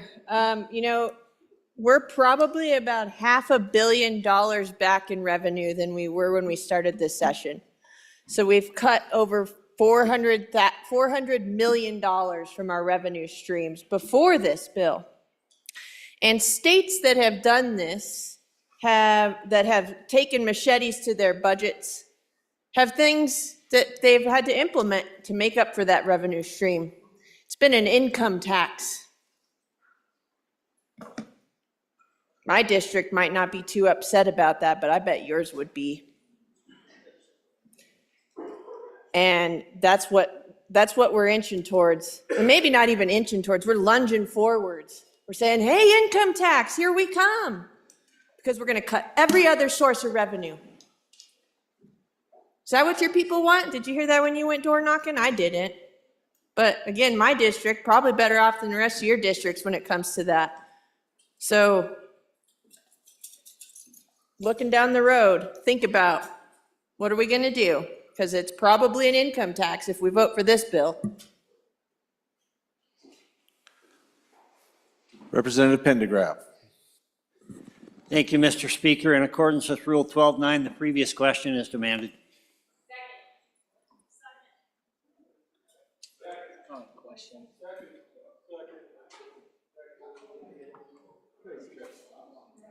Hang on, ladies and gentlemen, hold on.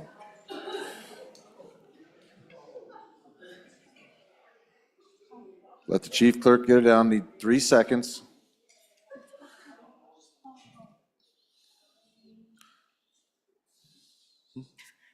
In debate.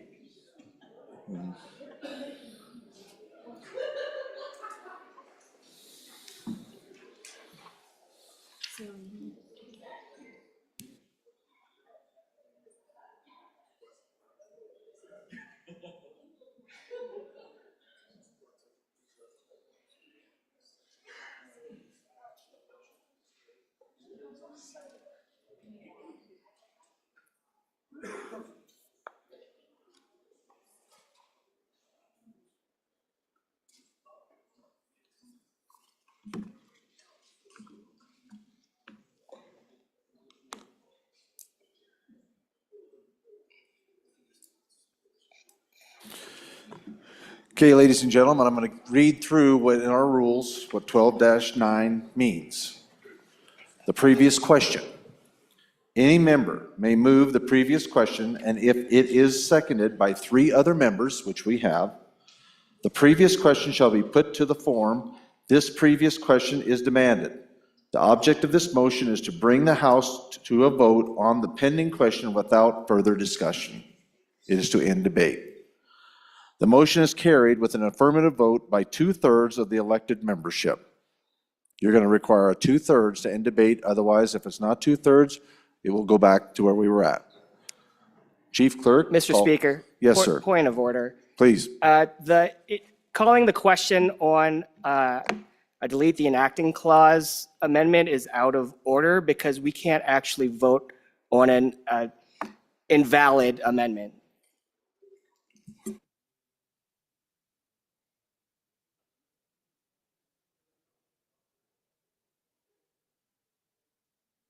So, Mr. Speaker, if I could clarify that a little bit more for the body and the public. Proceed. Yeah, So- but Representative Young, I believe you are right. This is on, that's right. This is on the enacting clause, so please proceed. So, Mr. Speaker and body, delete the enacting clause is basically, we do deal with this a little different than the Senate does. Delete the enacting clause is basically a fiction that we use to debate the entire bill, but because you can't have an amendment that makes a bill not do anything, which is what a delete the enacting clause would actually do if it were enacted. The amendment is actually not something we can vote on because it would, again, make a bill inactive. That's why it's withdrawn at the end of debate.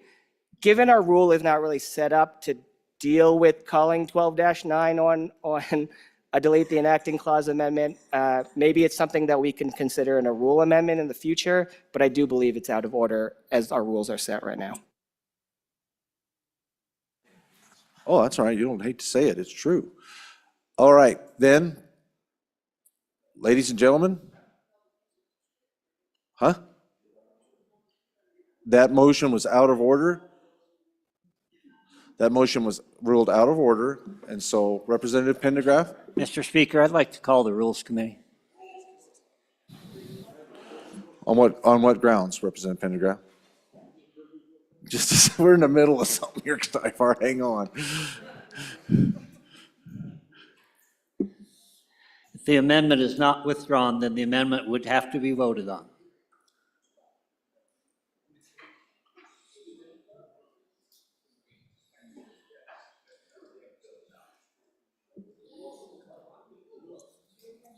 Yep, rules come to the front. Let's get this sorted out. Ladies and gentlemen, everyone else stand at ease briefly here. Let's see if we can get this worked through and get a resolution. Hang on.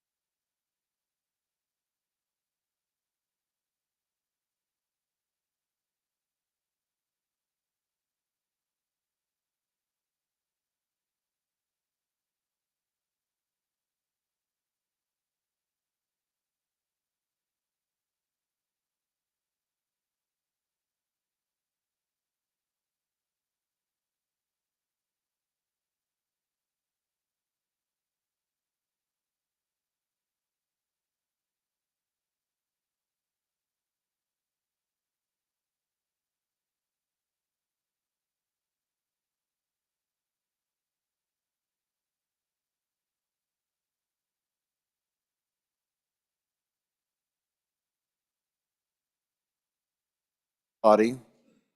The amendment has been removed.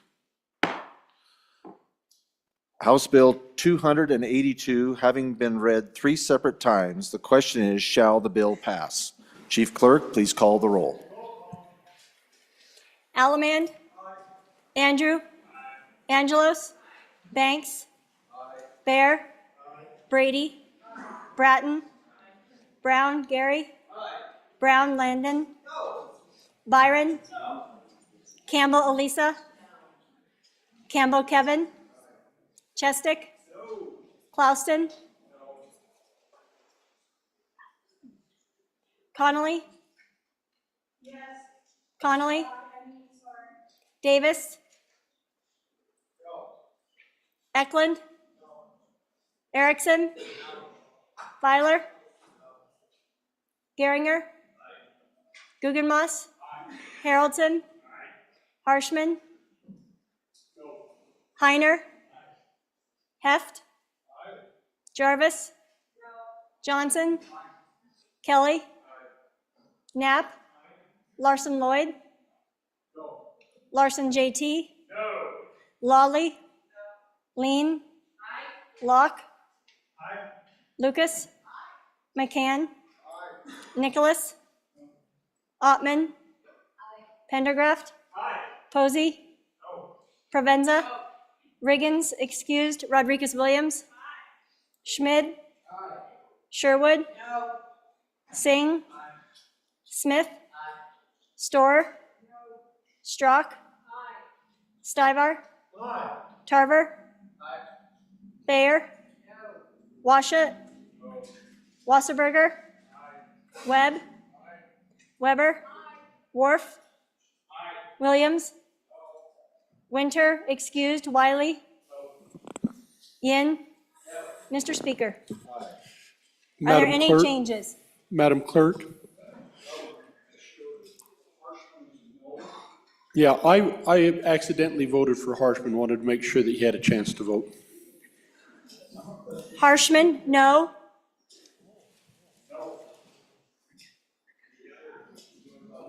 Connolly? Connolly, change? Aye to no. Further changes?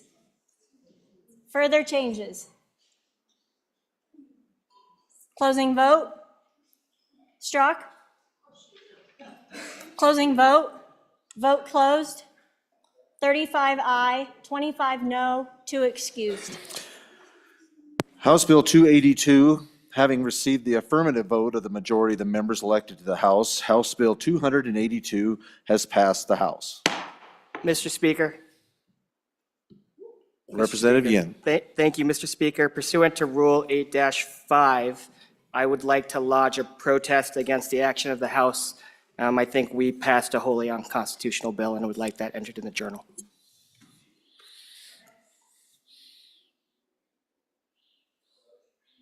Let that be noted. Required to be made note in the journal.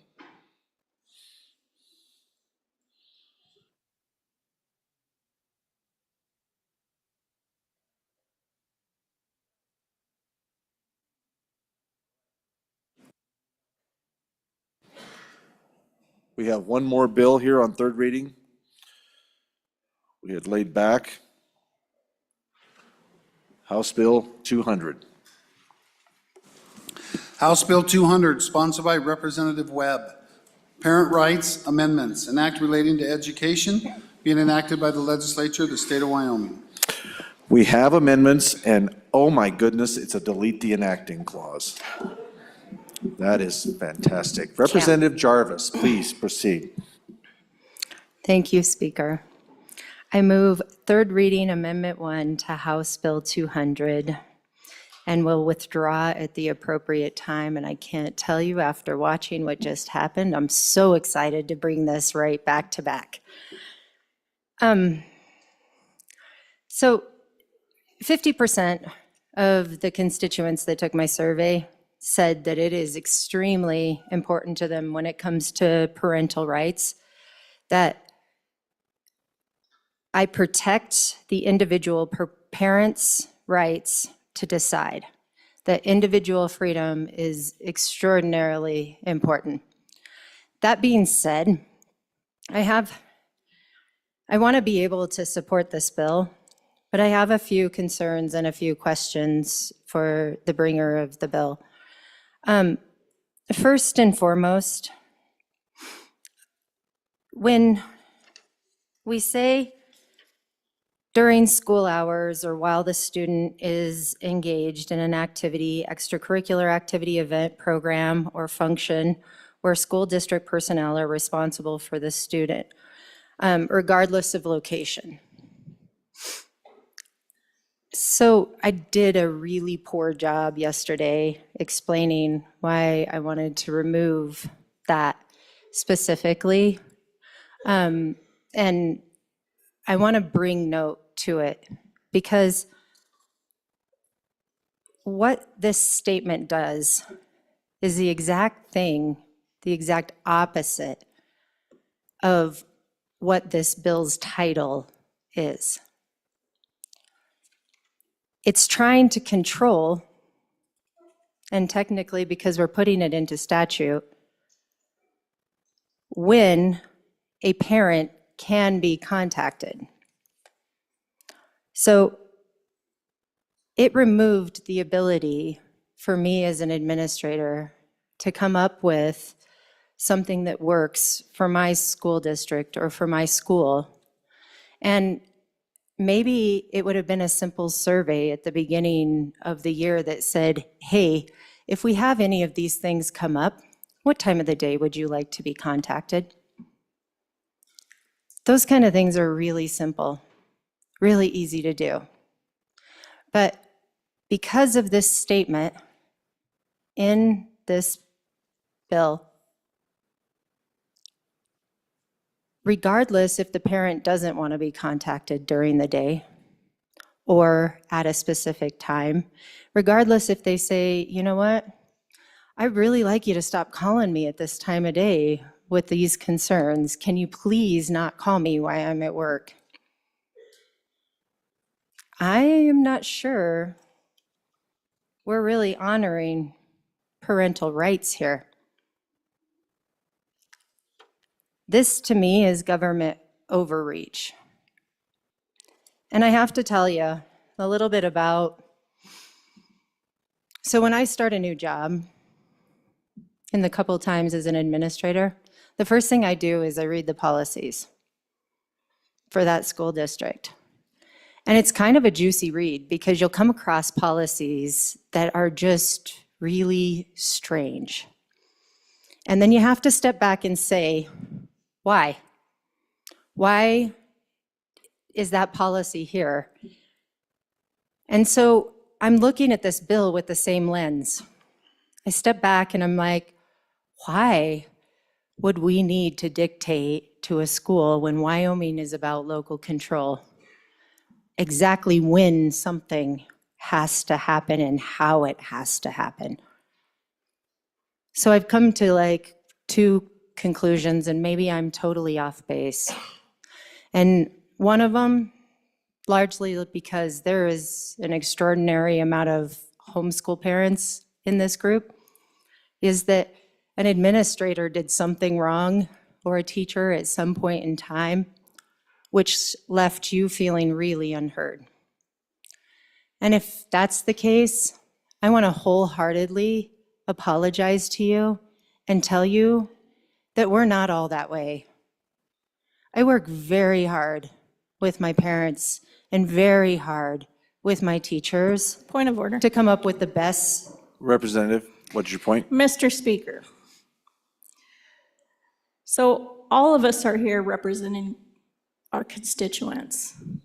And I'm getting a little confused as to why the representative that's at the mic continues to speak over and over and over as a school personnel or as school personnel.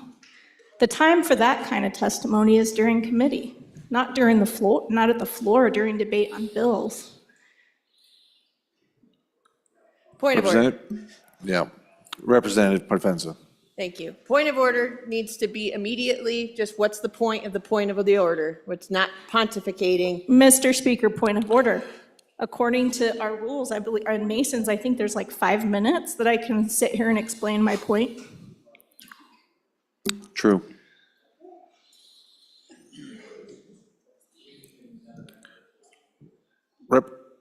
Representative Brown. Mr. Speaker, impugning another member of our body is not a point of order. A point of order is for clarification on parliamentary procedure. There's nothing, I don't disagree with the understanding of what the bringer of the point of order is attempting to say, but that is not a point of order. That is something that they're disagreeing with. That is to be handled outside of the deliberations of this body. Point received. Representative, please continue. Thank you. These are school bills. So it's how does it impact the people that you're about to decide on these specific bills? So when I do take a look at that, there's another piece of it too. The other option that's come to mind is when I look at on page 7, on line 13, promotes gender ideology. I don't know where in a textbook, in any curriculum in the state of Wyoming, I have not even ever heard of a teacher in the state of Wyoming getting up and teaching this. Yet we feel the need to put this in a bill. We feel the need to call this out. So my other conclusion is why do we have outside non-Wyoming issues being brought into Wyoming? So there was 2 conclusions that I just can't wrap my brain around. I can't wrap my brain around it. On the why are we wasting taxpayers' money and having these conversations when these things aren't occurring in Wyoming, but we're going to be preventative and make sure that they never do. Well, I can tell you when people come and read these things, when they come to read these policies and statutes for the state of Wyoming, it looks like we have this problem. It looks like we have these problems. So whether it's preventative or not, that's kind of how it reads. So my big takeaway from all of this and why I wanted to bring this to your attention is I don't know about your communities, but I know the one that I grew up in, and I know the one that I serve. And neither of these communities are about government control. We don't like state government control. We really don't like federal control. And these to me are overreach because these are now taking away that control from these people who are really honestly trying to do the right thing. And if you don't like the administrators in your schools, guess what? They're on yearly contracts. I would urge your school board to start pushing to remove. If there is something that's happening in your local communities that you don't like, there are the people you can go to control. We don't need statute to do these things. And my final question, and this is really for the bringer of the bill or anyone who can possibly answer, I actually really value the fact that we've finally come out in a bill and talked about diversity, equity, and inclusion with the definition. But I have a boatload of social studies teachers contacting me, asking me, what does the word discrimination and what does the word promotes in this mean? Because we're not really sure how to teach the information in our textbooks. So if somebody can please answer that for me, it'd be really helpful to take back to our communities to be able to answer that. Representative Chestick for your first time. Thank you, Mr. Speaker. We all know, and we've heard about it, we all know that we have a teacher shortage in this state. Hard to recruit teachers in Wyoming. This bill makes that problem exponentially worse. Why would a teacher want to come here with these kinds of prohibitions and vague language and questions? This bill questions the integrity of our teachers. Why would a new teacher want to locate in Wyoming faced with this kind of legislation? Representative Harshman, quick question. Thank you, Mr. Speaker. A question for the sponsor of the bill.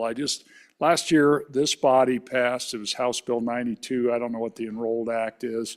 There was a deal that made the paper in one of our counties. And it was about a youth, and I don't want to go into all that and talk, so there was a bill brought, House Bill 92, I thought kind of took care of that one little issue. And as a veteran teacher, obviously, if something's going on with somebody's child, first emergency thing is my administrator, right? That's above my pay grade, and they know, boom, and they go to work, and then the parent. I mean, that's just a standard how you do business. But there was this one issue where a parent was left out, and we passed House Bill 92. So I thought we took care of it. So I didn't know. And then this bill came, and if you haven't, this is the substitute bill.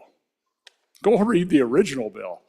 I don't even know. That was, wow. So I guess I'm wondering what are we trying to solve in addition to what House Bill 92 did not solve last year? Thank you, Mr. Speaker. Any other members for their first time? First time, Representative Webb. First time. First for a second. First for a second. Representative Eklund for your first time. Mr. Speaker, so in this, you see where there are issues, would be issues with curriculums and parents and what they want taught to their kids. It's in there because it does exist. But I fully agree with the local control deal. I've been involved in a little bit of this, and I stayed out of it because it was more of a local control issue, and we're stepping into that boundary that I think we need to stay out of, and that's why I'd be a no vote. But anyway, we have some very real problems, and I think they have to be solved on a much more local basis than this legislature can handle. Representative Wiley. Mr. Speaker, Pro Tem, first for a second. Thank you. Anyone else for their first time? Anyone else for their first time? For their second time? For their second time? To the sponsor, Representative Jarvis.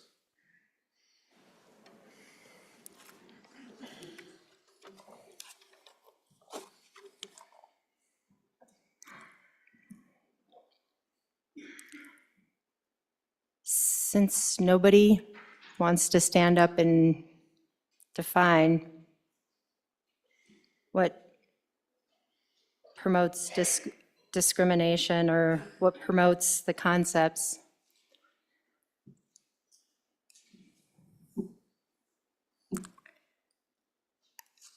we want to put things in place, but we don't want to give clear guidelines. And we want to shame people, and we want to accuse people of things, and we want to get our way, and we want it done our specific way. Is that what this body is supposed to be doing? I respectfully withdraw my amendment. Okay, body. House Bill 200 having been read 3 separate times, the question is, shall the bill pass? Chief Clerk, would you please call the roll? Allemand. Andrew.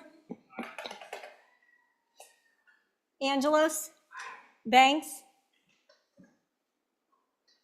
Banks. Bear. Brady. Bratton. Brown Gary. Brown Landon. Byron. Campbell Elisa. Campbell Kevin. Chestick. Clouston. Connolly. Davis.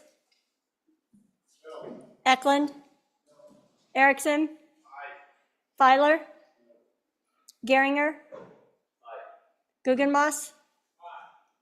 Haroldson. Harshman. Heiner. Heft. Jarvis. Johnson. Kelly. Knapp. Larson Lloyd. Larson JT. Lawley. Lean. Locke. Lucas.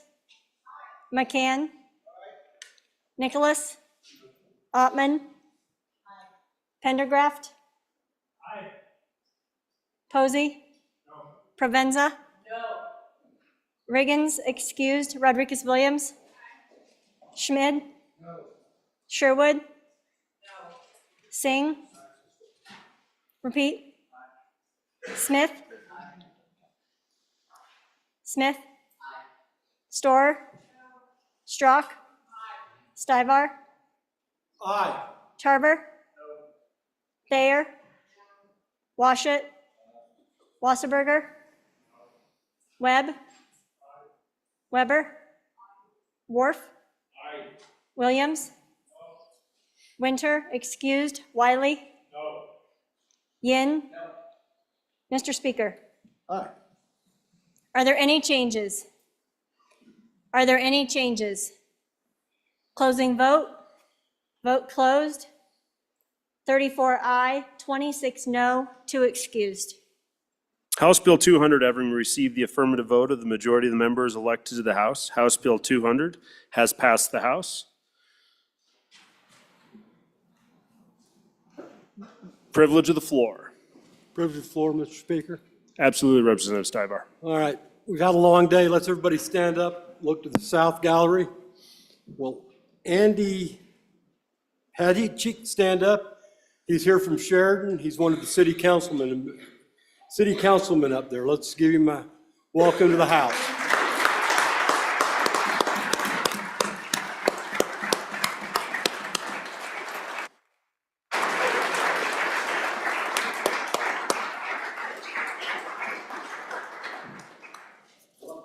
Welcome to the House. Glad to have you. Majority Floor Leader. Mr. Speaker, I move that the House resolve itself into committee of the whole. You have heard the motion. All those in favor, please signify by saying aye. All those opposed, no. Motion carries. Congratulations and welcome, Representative Geringer.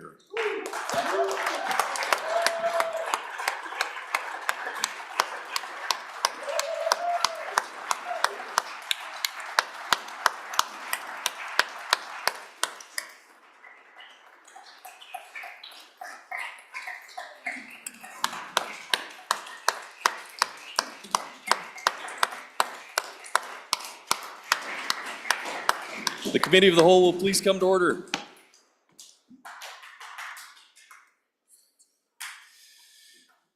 The first bill for our consideration is House Bill 246. The reading clerk will read the bill. No? Old list. Old list.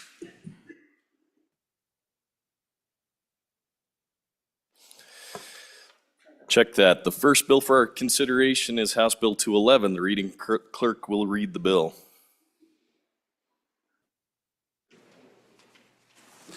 House Bill 211, sponsored by Representative Allemand, hunting wildlife from vehicles, an act relating to game and fish. Mr. Speaker, your committee number 6, Travel, Recreation, Wildlife, and Cultural Resources, to whom is referred House Bill 211, hunting wildlife from vehicles, respectfully report same back to the House with the recommendation do pass with the following amendments. Ayes, Representatives Byron, Campbell, Connolly, Harshman, Jarvis, Thayer, Worf. Noes, Representatives Provenza and Storer. Representative Byron, Chairman. You've heard the reading of the bill. What is your pleasure, Chairman Byron? I move that when the Committee of the Whole rises to report, it do so with the recommendation that House Bill number 211 do pass, and I further move the adoption of the standing committee amendments. And for the explanation of that, I turn it over to the good representative from the central part of the state. Thank you, Mr. Chairman, and other Mr. Chairman. This is a really nice little bill. It's an important bill, but it's a very simple little bill with very big implications to it. And all this bill actually says is that it will authorize you to shoot out of the front of your vehicle, airplane, automotive, trailer, motor propelled vehicle, snowmobile, Wyoming unprotected wildlife. No person shall harass, pursue, hunt, shoot, or kill any wildlife that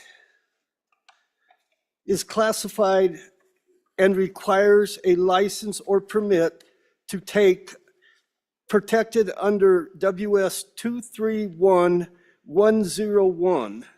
And what that says, this is the animals that's protected. Black-footed ferret, a fisher, lynx, otter, pika, or wolverine. And then under section 231101, protected birds, meaning migratory birds protected under federal law. And that's all this little bill does, is allows you to take non-protected wildlife from your vehicle. And the reason I brought this is a constituent forced bill. And my constituent was faced with this last summer. And this is the reason this bill came from you. It is a misdemeanor, high misdemeanor that is punishable as provided in 23-6-202 under II up to $10,000 and/or imprisonment for 1 year. And that's why you're seeing this bill, is because this man was being faced with this because he shot a couple prairie dogs on private ground with permission. I ask you for favorability on it. Thank you.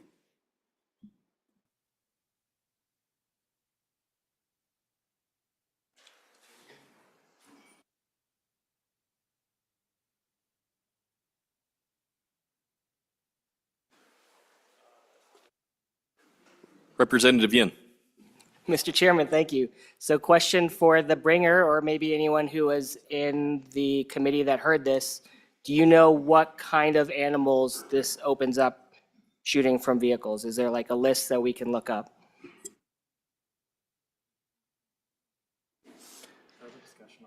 Is there any further discussion on the amendment?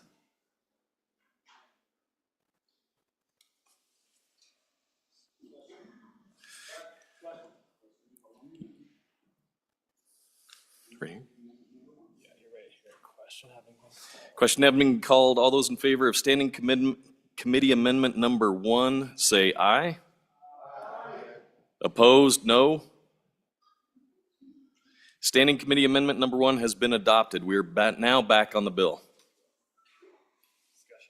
Discussion on the bill.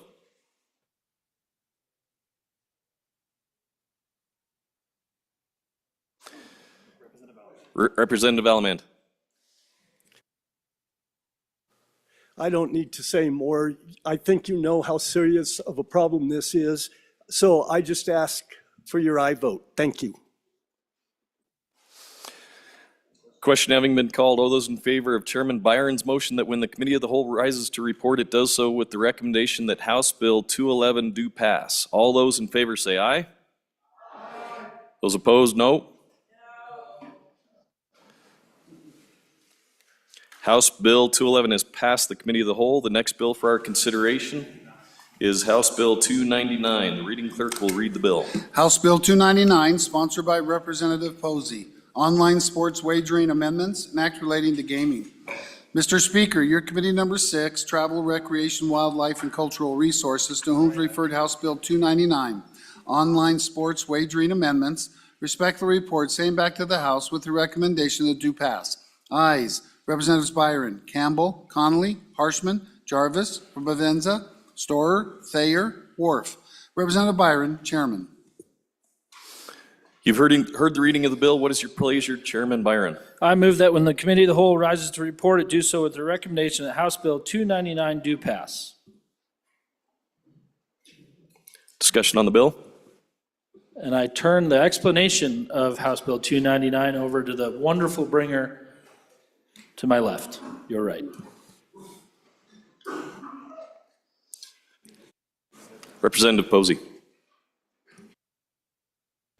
Mr. Chairman, thank you for your nice introduction there, my fellow legislator. This amendment is regarding online sports wagering. And basically what it does is it allows the tribes from the Wind River Indian Reservation to participate based on a geolocation. As we know, online sports betting is pretty prevalent across the country now.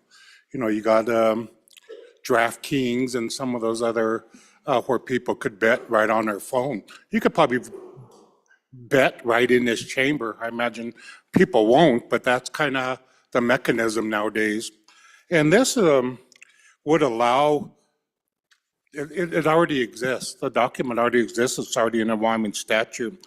But this just allows the Wind River tribes to participate in online sports gaming. This has gone through both tribes. It's got the support of their gaming commissions.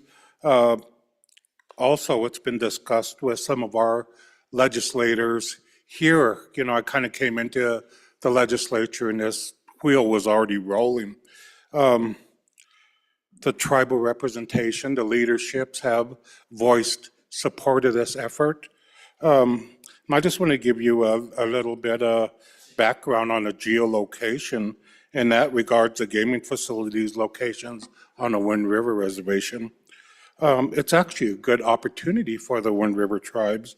The Arapaho tribe is already doing sports betting in their Riverton casino. The Eastern Shoshone are not there yet, but I think this gives them an opportunity to expand their gaming down the road. I wanted to talk a little bit on how that may expand within the reservation. The language now basically says that the sports betting will happen in casinos. Maybe there'll be opportunities across the reservation where they could put other locations closer to Du Bois or to the Lander area. I wanted to discuss also the revenue aspect of this. There is no cost sharing with the state. Tribes, through the National Indian Gaming Act of 1988, have to develop a revenue allocation plan. And I'm just going to throw some arbitrary numbers out there.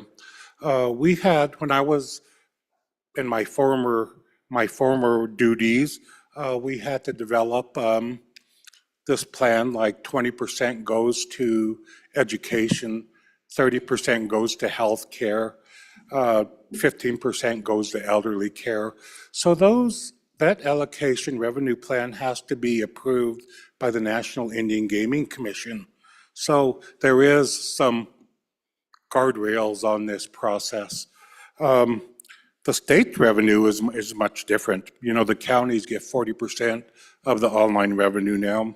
That comes into the state. The state gets 50%, and 10% goes to the Gaming Commission. So the one thing that the tribes will have to work through is the state requires the legal age of 21 to do online sports gaming. The tribe is now at 18, so I imagine more discussion will come forward to change those numbers from 18 to 21. So with that, I'll leave it up to anybody to have any questions. And if there's any more in-depth question, I would like to refer to my my local legislator and who's been part of this process before I was, to answer any questions also.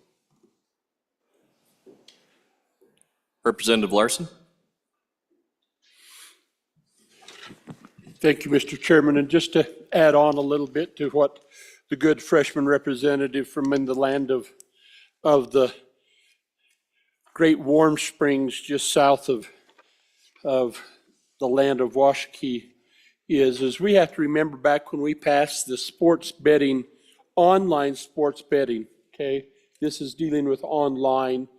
Currently, the Northern Arapaho tribe, I think we can say that because it's in the bill, they do, you can go to their facilities, their casinos, because both tribes have on-site casinos, and you can play sports betting there. When we adopted online, Wyoming governs all of that. Boom. And in order to be an operator, we put into the statutes that say, in order to be an operator, you have to have jurisdiction in 3 other states. The 2 tribes don't operate in 3 other states. So this amends that and allows them to be an online sports betting entity to take bets from anywhere within the state of Wyoming. Now, there may be some others that do that too. You see their billboards around. The geofencing thing is really unique because the 2 tribes have their own jurisdiction for gaming.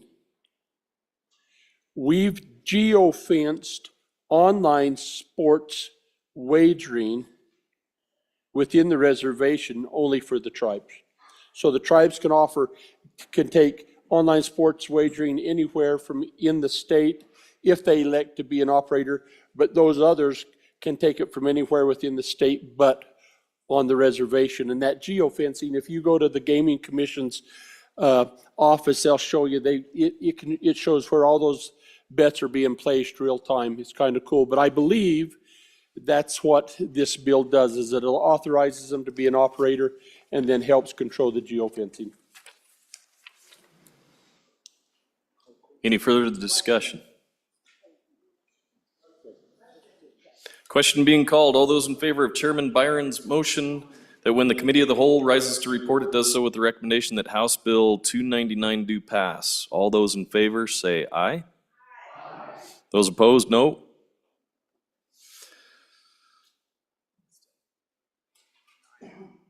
House Bill 299 is passed. The Committee of the Whole. The next bill for our consideration is House Bill 320. The reading clerk will read the bill.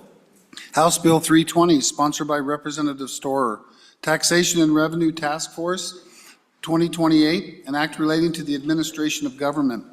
Mr. Speaker, your Committee Number 2 Appropriations, to whom is referred House Bill 320, Taxation and Revenue Task Force 2028, respect the report, same back to the House with the recommendation to pass with the following amendments. Ayes, Representative Zalaman, Angelos, Bear, Haroldson, Pendergraft, Sherwood.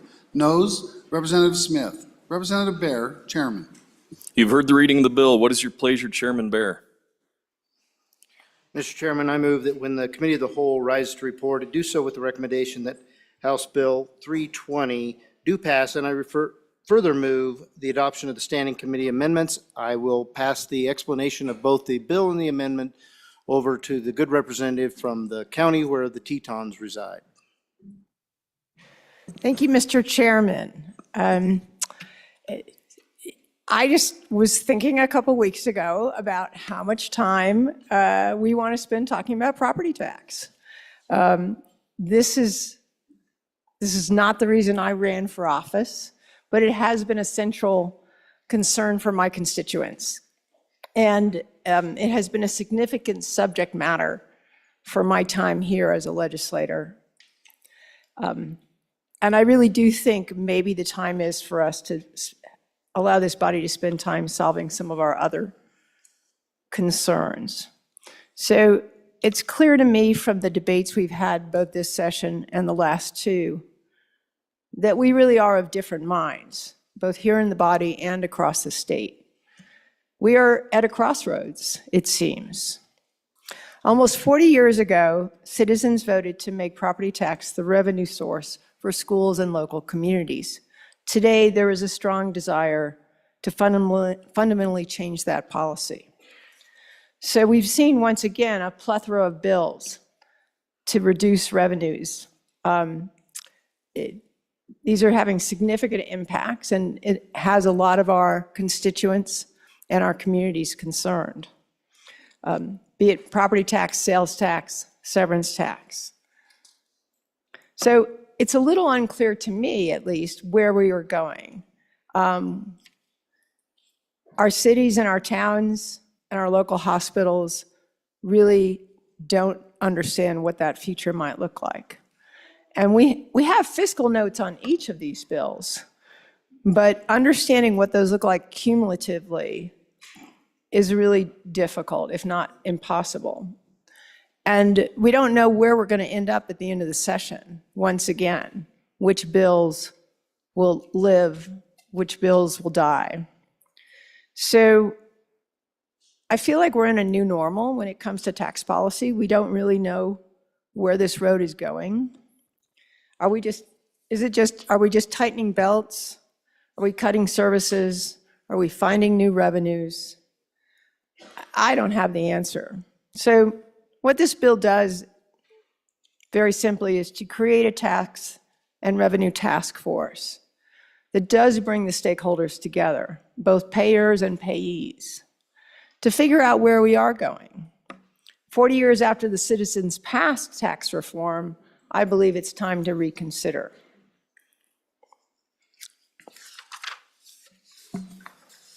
Any discussion on the standing committee amendment?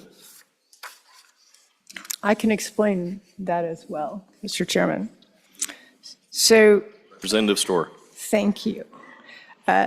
So the bill was heard in House Appropriations yesterday, and they made one change, which was the discussion you'll see on page 3 under paragraph B regarding how the co-chairs would be picked for the task force. And rather than have the governor appoint those co-chairs, the Appropriations Committee decided that the task force would elect those co-chairs from among the members selected in to serve on the task force. Any further discussion on the standing committee amendment? Seeing none, are you ready for the question? Question having been called, all those in favor of standing committee amendment number 1, please say aye. Aye. Opposed, no. Standing committee amendment number 1 has been adopted. We are back on the bill. Check that. We're now on the committee of the whole amendment number 1. Representative Locke, Chairman Locke. Thank you, Mr. Chairman. And I move Committee of the Whole Amendment Number 1 to House Bill 320. And this is us trying to come up with the right combination of people on this workforce. We're trying to be diligent about having, we want obviously people who are recipients of the tax, but we want people who are paying the tax. We're trying to get a good combination. So this is at least a first attempt at doing that.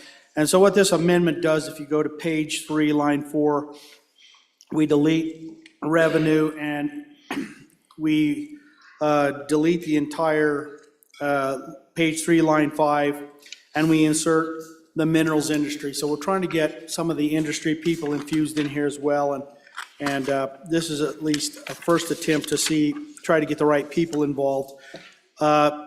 Page 3, line 8, we deleted entirely and we inserted the agricultural industry. Again, trying to get people involved who are taxpayers at different levels in this process. And then page 3, lines 12 through 13, we delete. The task force shall select 2 co-chairs as follows.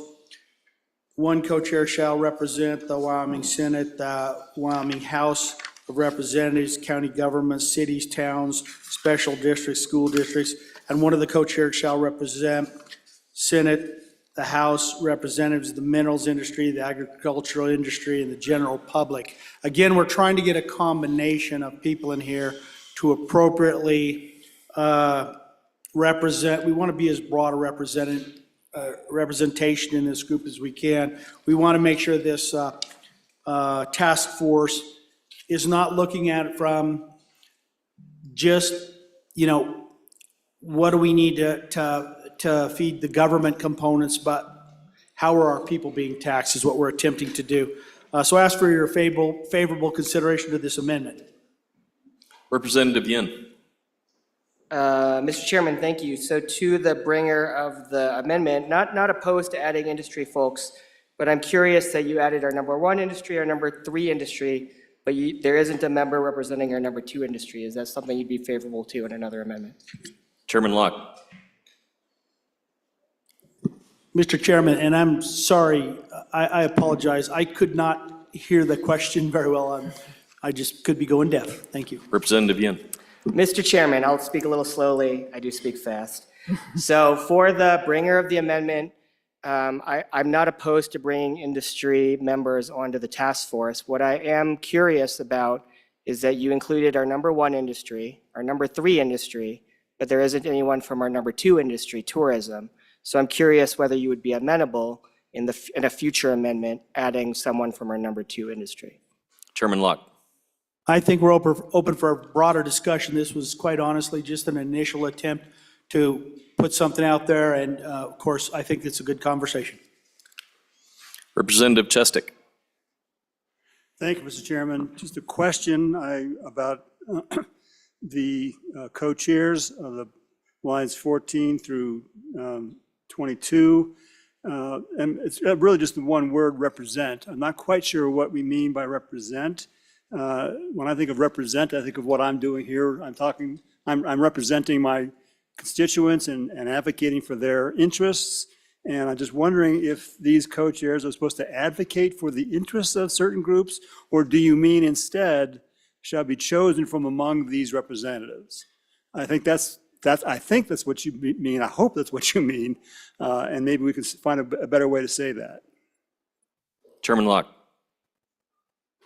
Thank you. And I think the objective was to try to find somebody from these two different groups to co-chair this. That being said, if the verbiage is not clear, again, I think we're open to clarifying the verbiage. Probably just trying to get this put together. If you've got a recommendation, I think we're open to it. Representative Rodriguez-Williams. Thank you, Mr. Chairman. Just a quick question regarding the appropriation. Looks like there's 2 appropriations in there, and I'm just curious why one to the executive branch? Representative Storr. Thank you, Mr. Chairman. The total amount actually was very similar to the amount that was dedicated to a similar effort that actually dated back to 2000. So it may not be quite enough 25 years later, but I think the idea was the appropriation from LSO would pay for legislators to participate, and the appropriation from the general fund from the office of the governor would essentially pay for anyone else who needed reimbursement, who might not otherwise. Just a reminder, we are on the Committee of the Whole Amendment. Yeah. Representative Harshman. Thank you, Mr. Chairman. Just a question. I don't know if my bill is wrong or I guess I don't see the amendment lining up with okay, I just want to make sure on this. Maybe I'm just reading that wrong. Okay. On page 3, line 4, just want to make sure. Page 3, line 4, my question, if I can. One, you delete revenue, and I guess it says currently revenue and taxation expertise. And why delete revenue and? I mean, some of that, it makes it a broader term because, a third of our revenue is not taxation. It comes from, our permanent sovereign wealth funds, third of our general fund, 25% of our schools. So it'd probably be good to have folks with kind of that revenue background as well. Or what's your thoughts on that? Thank you. Chairman Locke or Representative Storr? Representative Storr. Thank you, Mr. Chairman. And the discussions with Chairman Locke and I, it just makes it someone from the minerals industry rather than tax and revenue. That's right. The thinking was that we will want some tax and revenue expertise on the task force, but they don't necessarily have to be a member. And so we decided it was more important to have representatives of our industries who are payers to participate.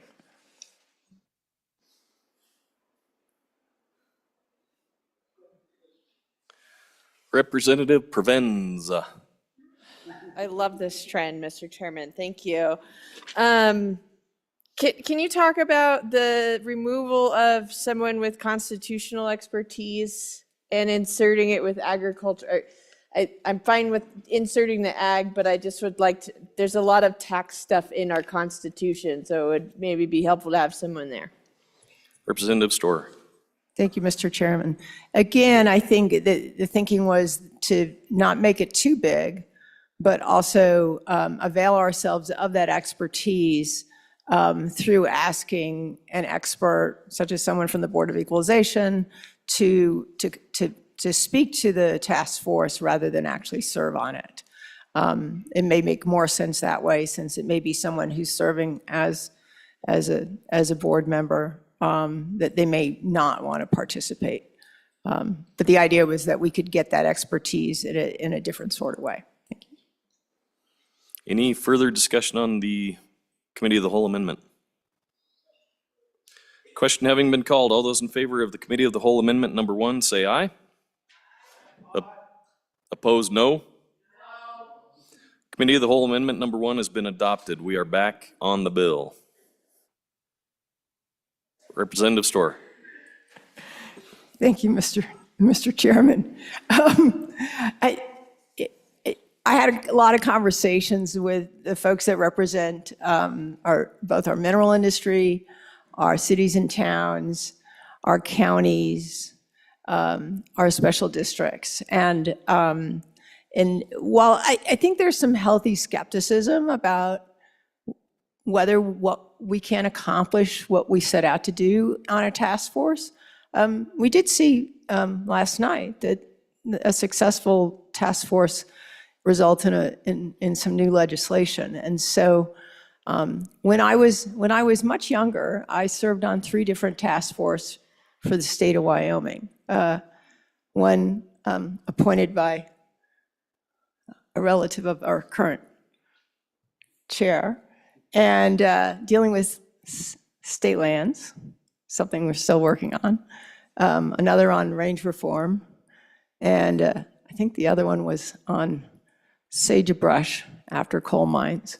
So, and each of those actually was quite successful in terms of bringing some fresh ideas and understanding to the tasks that we were working on. So I do think it's time to do this.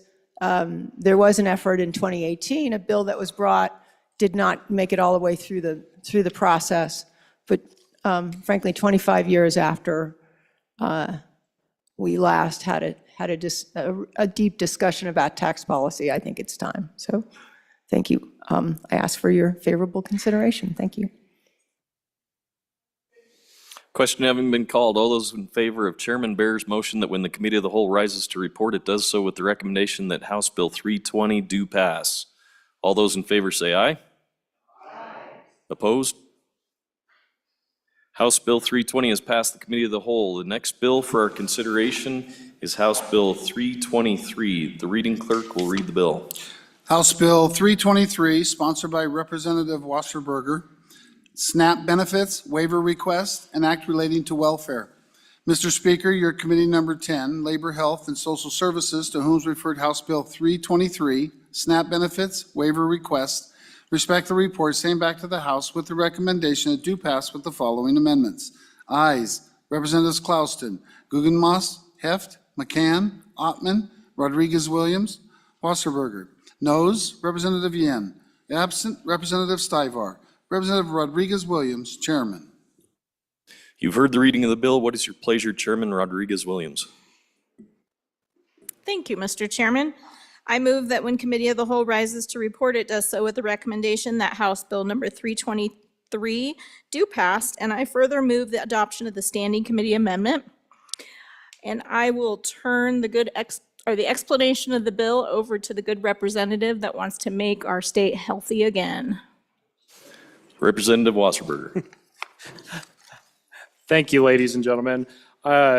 So you guys will see that I'm going to be reserving some seats for our representatives of Big Soda, Big Sugar, and drug dealers.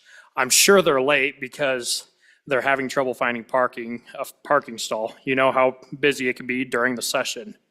But now that I think about it, Big Soda, Big Sugar may not come and speak in support of my bill. You see, they make $1.2 billion a year from selling sugary drinks and snacks through SNAP. Alternatively, SNAP users only use $782 million in healthy foods. Soda is the number one commodity bought on SNAP. I guess that means Big Soda and Big Sugar have 1.2 billion reasons to not support my bill. Yep, Big Soda and Big Sugar are reaping enormous benefits from this program. The briefing I gave you shows these corporations lobby vigorously to keep junk food purchases available within the program. Failing to provide a nutritious diet also contributes to the epidemic of obesity and preventable chronic diseases like diabetes and heart disease. 72% of SNAP enrollees are also enrolled in government health care, mostly provided through Medicaid. That means the taxpayers are also being asked to pick up the tab for obesity related to disease. Thus, taxpayers are funding a growing health crisis, and then they are also picking up the tab for treating the crisis. Additionally, it is a known fact that SNAP EBT cards are commonly used as a currency in the drug trade. States like Ohio, Missouri, Maine, and New York report finding collections of EBT cards during drug raids. The prosecutor in Maine referred to EBT cards as a common currency for drugs. The most pronounced case is from New York, where 2 defendants were charged with stealing $20 million in SNAP benefits. While this bill will not cure the problem, it is not unreasonable to think that the black market value of the cards will be reduced if junk food purchases are not an option. You see, this bill is simple. It only asks that the governor direct his Department of Family Services staff to apply for a waiver through the USDA. That change will enable Wyoming to prevent the purchase of sugary drinks and snacks purchased through the SNAP program. Given this issue is a top priority for the new administration, I suspect the waiver would in turn be approved. Importantly, Wyoming would be viewed as a leader among all 50 states in this area. I would note that several states are being asked by governor from Arkansas, from a state down south, to follow suit. The purpose of this bill is to provide a nutritious diet, not unlimited choice. And if you are worried about limiting the program, it already does limit the purchase of alcohol and tobacco. Now, I know the legislature generally refrains from offering guidance to the executive's office. This ask is simply that the executive staff apply for the waiver, and if denied, continue until it is granted. This is arguably not a huge burden on our executive staff. We did start this conversation with our executive's office. However, given many competing priorities, they are not presently focused on a waiver request at this time. Other objections I have heard are that junk foods are cheaper than healthy foods. Thus, we do need to increase our SNAP funding before we limit junk food purchases. In response, I would say that this is the Supplemental Nutrition Assistance Program.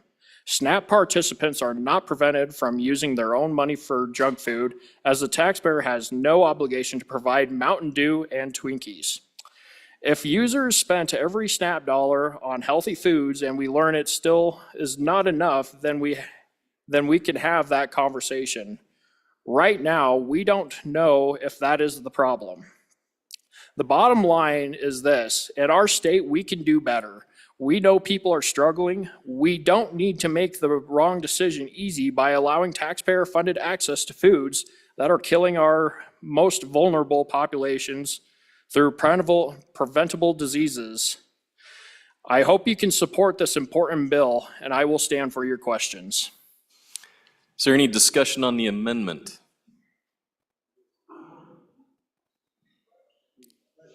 Question having been called, all those in favor of Standing Committee Amendment number 1, say aye. Opposed? Standing Committee Amendment number 1 has been adopted, and we are now back on the bill. Any discussion on the bill? Question being called. Oop. Representative Filer. Thank you, Mr. Chairman. I thought somebody else would talk. But anyway, on and in favor of this bill, and kind of give a little bit of a background. As we all know, the SNAP program started years ago, almost as a farm subsidy, right? We had farmers that were not being able to sell their crops, they were going bankrupt, and we also had people that were hungry in this country. So they came up with this grand idea to start this program where people could use these coupons to go buy food, which now in turn the farmer's selling. But now we have gone down a path of many times if, and you hear the stories of, they're sitting in the grocery store and there's a guy and his wife and his kids, and they're buying soda or candy bars and all this other stuff, and people are complaining about it. They're like, well, why do they get to get all this food for free and they're buying junk food and all this? But then I've also heard, how dare they buy a steak? I work hard for a living. I work hard for my money. Steak is expensive. And I got to thinking to myself, I don't really worry about that adult. I don't worry about the parent at all. Parent made their own choices. They're adults. I'm worried about those kids. And if those kids are eating steak on our dime, I'm happy about it. But I don't want those kids eating a Snickers bar on my dime. I want them eating healthy food. I don't like the obesity rate of our children anymore. And on my libertarian side of me is saying, why do I even care? Eat what you want to eat. But I think this is a very good step forward into making sure we have a little bit healthier youth. Honor for the bill. Representative Lawley. Thank you, Mr. Chairman. I have some pause about this bill. I know we're using public money and that's our reason to make these choices, but we've had other bills this session where we were giving public money away with no restrictions. So I don't know what the core value is here. And so I just have some questions. I want everyone to eat healthy. I want them to make healthy choices, but I just have some pause about saying you can buy this and you can't buy that. What is a sugary drink? What's the percentage of sugar in it? Some of the juices we have now have a lot of sugar. Is it energy? I mean, it just seems a little much in terms of government overreach, and I just don't quite understand why in this particular space we're going to get that specific. I kind of agree that everybody ought to eat healthier. I look around all of our candy on our desks. There's just a little bit of hypocrisy here. And so,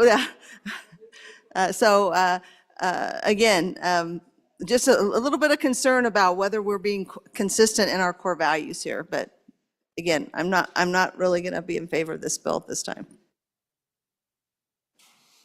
Any other discussion? Representative Wasserberger. Thank you, Chairman.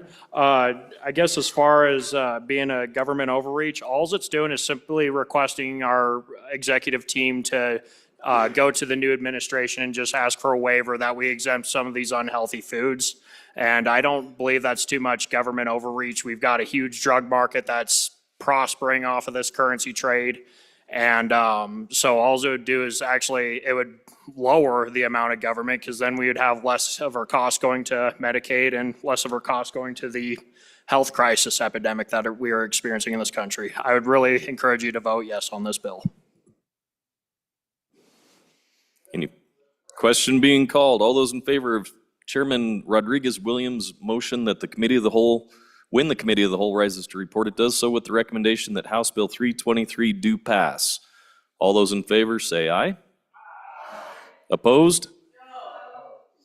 House Bill 323 is passed the Committee of the Whole. The next bill for our consideration is House Bill 294. The reading clerk will read the bill. House Bill 294, sponsored by Representative Baer. Federal mineral royalties, distribution amendments, an act relating to state funds.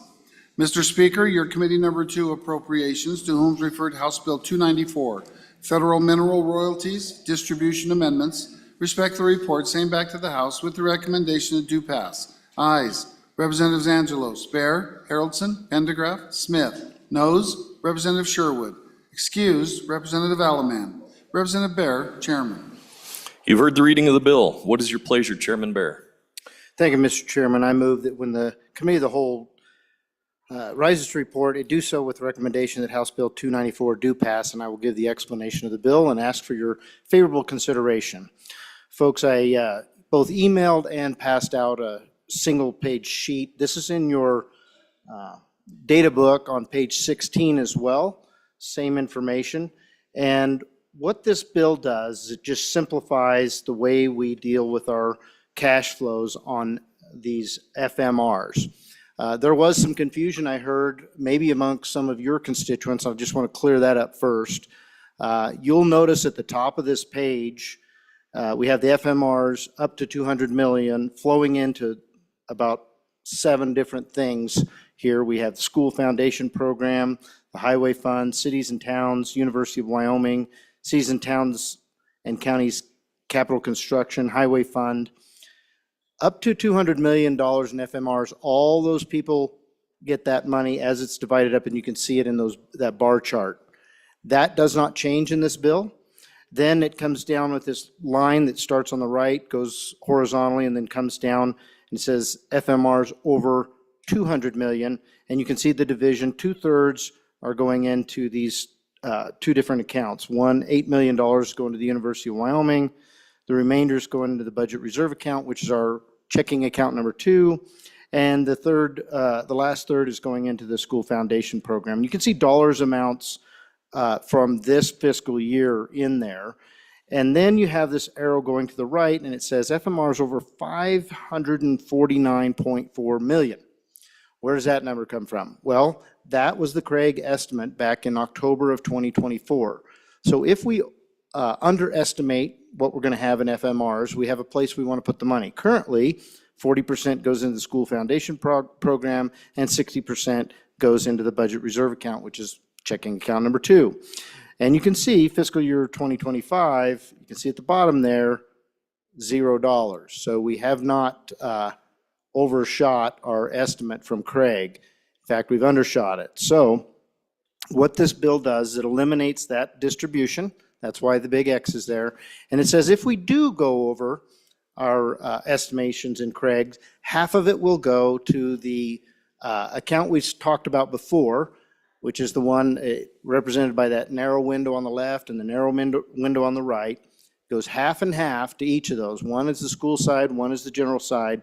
And those are those accounts that we talked about before where we can get a higher rate of return when we get to that 5X to 7X.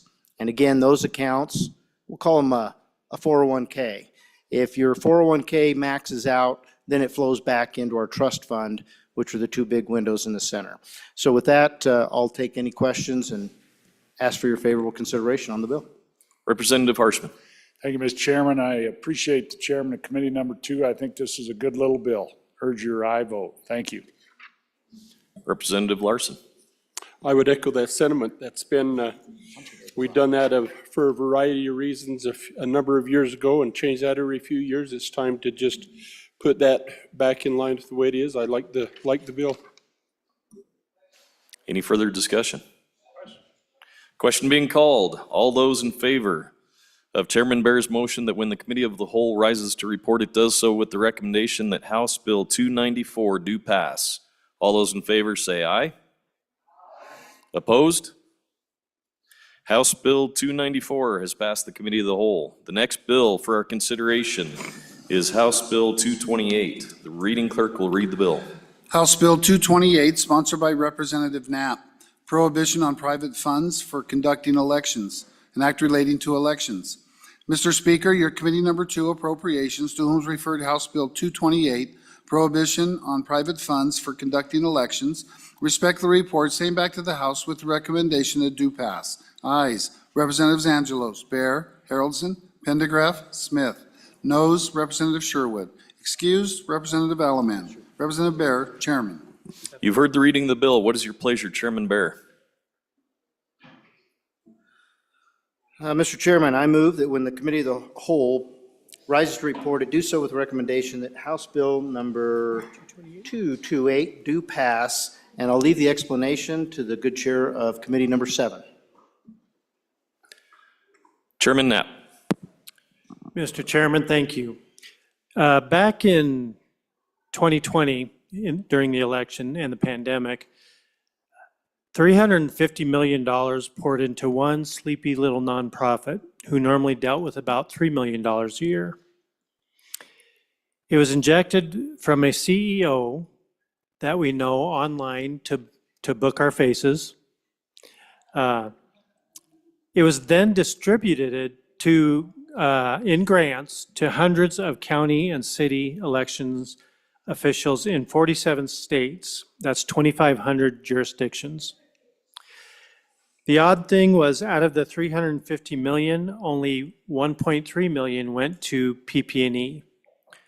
The rest went into everything from drop boxes to education to voter drives by these elected officials. This bill, House Bill 228, is meant to prevent that from happening in Wyoming. This handles it from both sides. It would make it illegal for an election official to take funds or solicit funds from private individuals for the purpose of administering an election. It would also make it illegal for an individual to offer or provide any donation in the form of money, grants, property, or personnel services in violation of this also. The administration part is very important language for the elected official. A county clerk shall not solicit or accept use or dispose of any donation in the form of money, grants, property, or personnel services in an individual or non-governmental entity for the purpose of funding any type of expenses related to election administration, including voter education, voter outreach, voter registration programs. All costs and expenses relating to elections shall be paid with public funds. So this does not include meals or food provided or donated in support of an election training or education, or meals or food provided on election day to poll workers and other election staff. This section shall only apply to elections by the clerk, and special elections, of course, do have public funds involved in running those, so those do not apply. And with that, I would take questions. Representative Yin. Mr. Chairman, thank you. I think the only thing I would want in this bill is actually for it to be a little broader. I wish we could have all of our campaigns funded with public funds instead of private funds as well, but unfortunately, you can't put that in the bill. Any further discussion? Representative Chestick. Thank you, Mr. Chairman. I'm just curious as to whether this is something that ever has happened in Wyoming, and what problem exactly are we trying to fix? Chairman Knapp. Thank you, Mr. Chairman. Again, the problem we're trying to fix is public funds need to be funding election. Private dollars do not need to be flowing into our governmental entities to facilitate any political action, including the administering of elections. So that would be the purpose of the bill.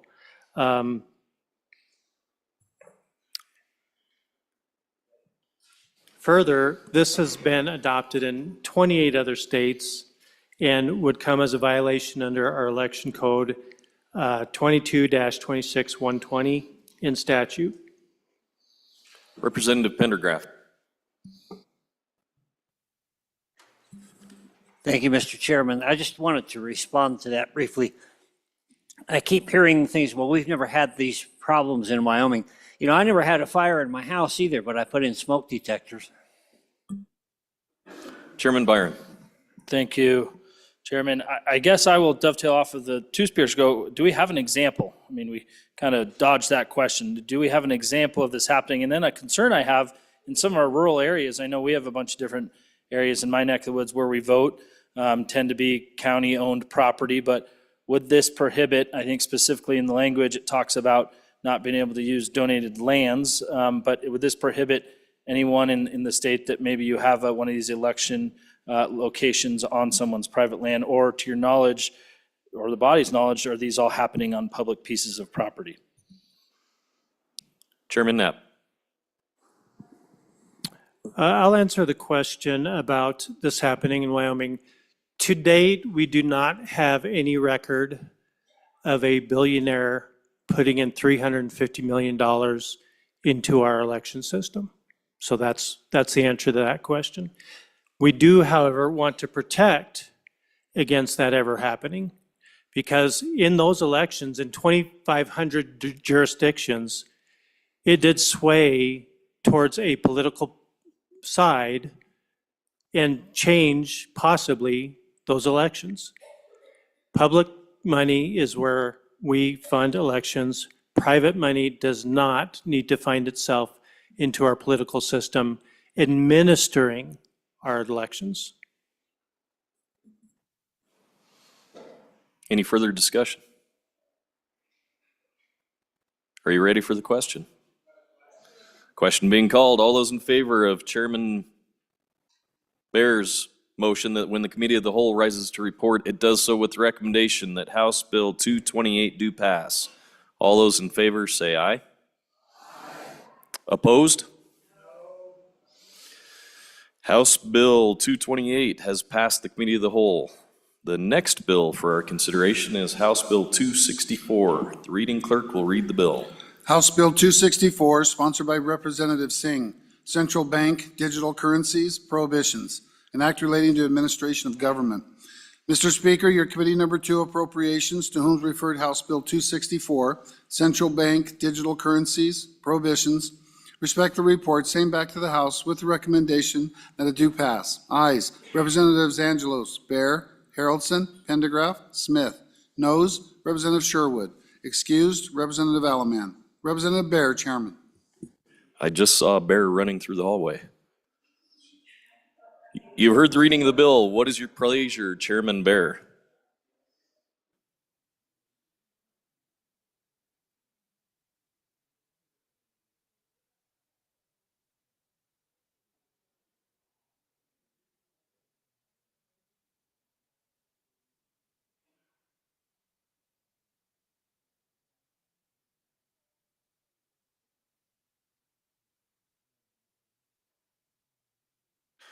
Mr. Chairman, I move that when the Committee of the Whole rises to report, it do so with the recommendation that House Bill 264 do pass, and I'll pass the explanation over to the gentleman from this county for the explanation.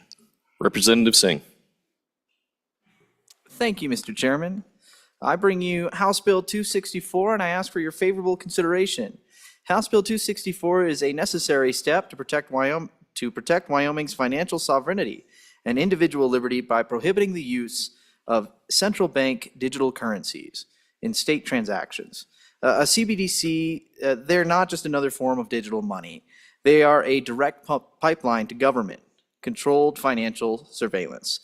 Unlike decentralized cryptocurrencies, such as the one that starts with a B, which empower individuals, CBDCs centralize control in the hands of the federal government, allowing for real-time tracking, restriction, and even denial of transactions. This is not speculation. It is an active policy discussion at the federal level and nations around the world that are rapidly developing these systems. Consider what a CBDC means in practice. Every purchase is tracked. Every transaction is monitored. The ability to block or limit spending based on government priorities. Want to buy more gas than your carbon limit allows? Blocked. Want to donate to a political cause? Flagged. This is not financial freedom. It is economic control at an unprecedented level. House Bill 264 ensures Wyoming does not participate in the system of government overreach. It prohibits state agencies from accepting CBDCs, prevents taxpayer funds from being used to support their development, and sends a strong message to Congress that Wyoming rejects financial authoritarianism. This is not a partisan issue. It is about whether people control their money or their money controls them. I urge you to support House Bill 264 and stand for financial freedom in Wyoming. And just a couple of points that I wanted to walk through in the bill itself. This is different from the token that we are developing here in the state, the stable token that we have going on. This is specifically different from that. And you can see that on lines 19 on page 2, as well as, where is it?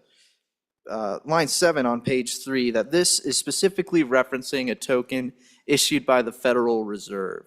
And so it doesn't inhibit Wyoming's ability to pursue its own token project, which is different from a central bank digital currency. And so with that, I stand for any questions. Question being called. All those in favor of Chairman Bear's motion that when the Committee of the Whole rises to report, it does so with the recommendation that House Bill 264 do pass. All those in favor say aye. Opposed? House Bill 264 has passed the Committee of the Whole. The next bill for our consideration is House Bill 209. The reading clerk will read the bill. House Bill 209, sponsored by Representative Knapp, Reliable and Dispatchable Low Carbon Standards Repeal, an act relating to public utilities. Mr. Speaker, your Committee Number 9, Minerals, Business, and Economic Development, to whom is referred House Bill 209, Reliable and Dispatchable Low Carbon Standards Repeal, respectfully report, same back to the House with the recommendation it do pass. Ayes, Representatives Campbell, Heiner, Knapp, Lawley, Schmid, Tarver, Weber. Excused, Representative Larson and Riggins. Representative Tarver, Vice Chair. You've heard the reading of the bill. What is your pleasure, Vice Chairman Tarver? Thank you, Mr. Chairman. I move that when the Committee of the Whole rises to report, it do so with the recommendation that Bill number 209 do pass. And I turn the explanation over to the handsome gentleman standing to the right of me. Chairman Knapp. Mr. Chairman, thank you. What a refreshing non-election bill this will be. This bill is Bill 209, House Bill 209, and it basically is a repealer. And it repeals sections in our law that have to do with carbon sequestration mandates, where we basically have mandated two power companies either to have a plan or to be involved in a project that involves carbon sequestration. The reason I've done this is what a difference an administration makes. I think this is an opportunity for Wyoming to unleash its energy, not mandate our business and regulate our businesses to the point of being out of business, and to really take this opportunity to make Wyoming strong again in energy production. This bill would basically take away what has been an albatross around the necks of our power companies. It forces them to go out, find projects that they may or may not know work, spend tens of millions of dollars implementing that pilot project to find out if it works, and then to move to a commercial project, which would be adding $500 million, according to testimony, $500 million to $1 billion per power plant to implement.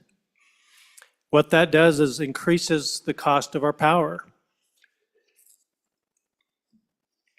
We've seen over several years now an increase in our rates from power companies, and those rates have been blamed on having to buy power in the open market because they've chosen a greener path in wind production or solar production, so they have to go back to the open market to buy that power when they don't have the flow from the green energy. We've seen an increase in rates request for having to find infrastructure or build infrastructure. for that green energy. And finally, in the future, if we don't repeal this, we will see a rate increase then for having to add on a carbon sequestration project to their power plant. This would repeal the 2% that we would allow through our that which controls power, adding 2% to whatever rate increase they would have asked for anyway. So if they ask for a 15% rate increase, they can ask for an additional 2% just from doing one of these projects. Now, could the PRC say no? Well, it's hard to say no when you mandated it in the first place. So this is a simple repealer that allows our energy companies to go forward in a true market-driven path, level the playing field, and unleash our energy. And with that, I would take questions. Representative Larson, JT. Thank you, Mr. Chairman. And, you know, I'm indifferent on whether this bill passes or fails, but one thing I'd like to note, and the speaker was right, this does repeal the 2% cap at recovering these expenses. So if the public utilities decide on their own without this law in place that they want to continue to do carbon sequestration efforts, now they'll be able to go for whatever amount, whatever percent they want. It could be 10%. So we're taking away the cap. So we're letting them go to the Public Service Commission for whatever percentage they'd like. If that's the policy choice this body wants to make, go for it. I don't think that that's what we want to do, but I think that we do need to have a cap in there, but I just want to kind of hear more discussion on that point and vote your conscience on the bill, but I don't think that's the intention. We want to be able to make sure that our ratepayers aren't impacted as heavily as 10 or 12% just for carbon sequestration efforts. Thank you. Representative Larson Lloyd. Thank you, Mr. Chairman, and I might just ask the sponsor if the president at the time this bill was passed is different than the one that we have currently today.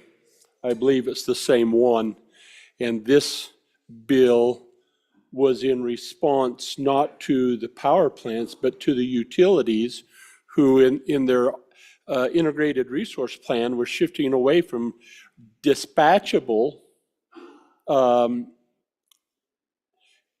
generation, which is what our coal is, and going to renewables, which didn't have the dispatchable capacity, and we were recognizing that.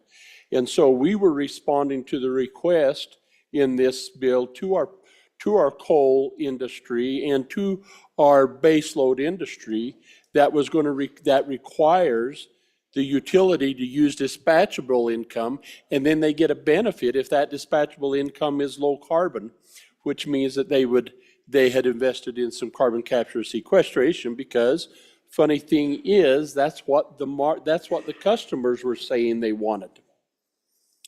And so we were what that bill really, and what this statute that if you repeal it did was give the utilities a timeline there that says you've got to come up with a plan that by the PSC by 2030 what low carbon fuel is. But this was really a pushback against renewables and not a punishment to coal by the same president we have today.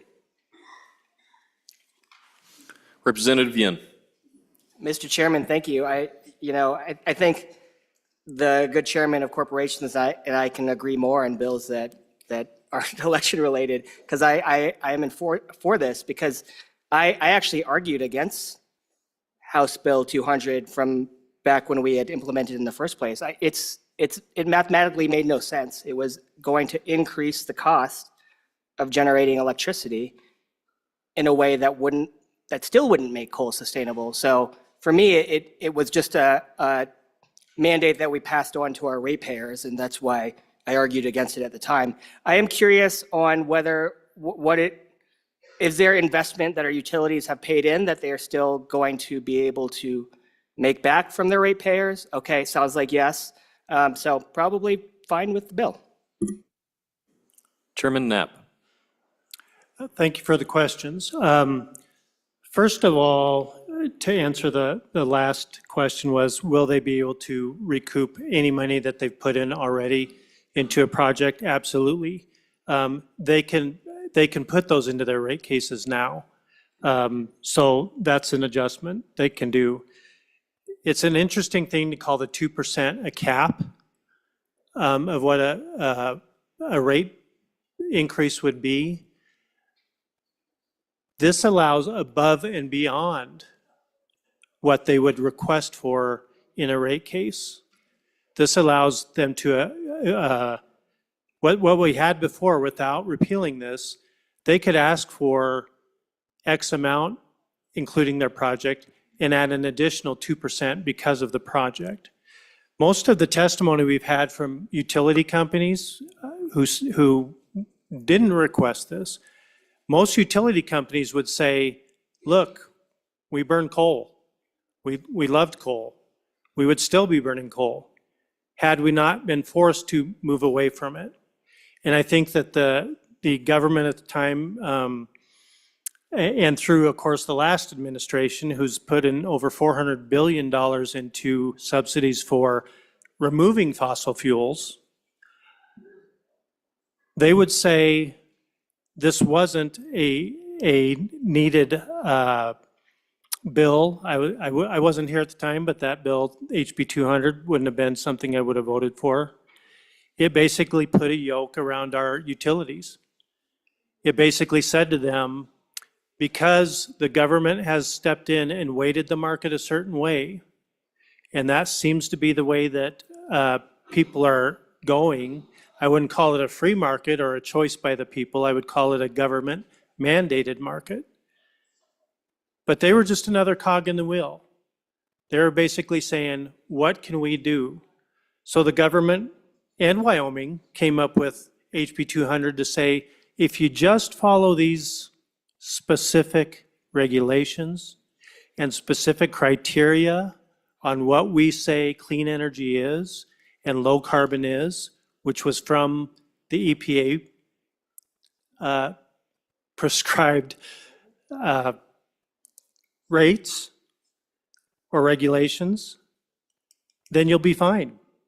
Then you can qualify for tax credits, then you can qualify for subsidies, and you can qualify for everything else. But if this goes away, all that remains. The governor can, the top elected official can still give out energy grants if he wants to for technology moving towards sequestration. They can still apply for national credits without this being in place. So nothing changes for people who want to voluntarily go after technology or add to their power plant $1 billion addition to sell electricity at a lower rate, I assume. But it's not going to be. It's going to be a much higher rate. So this is important, and this juncture is important right now. We have an opportunity.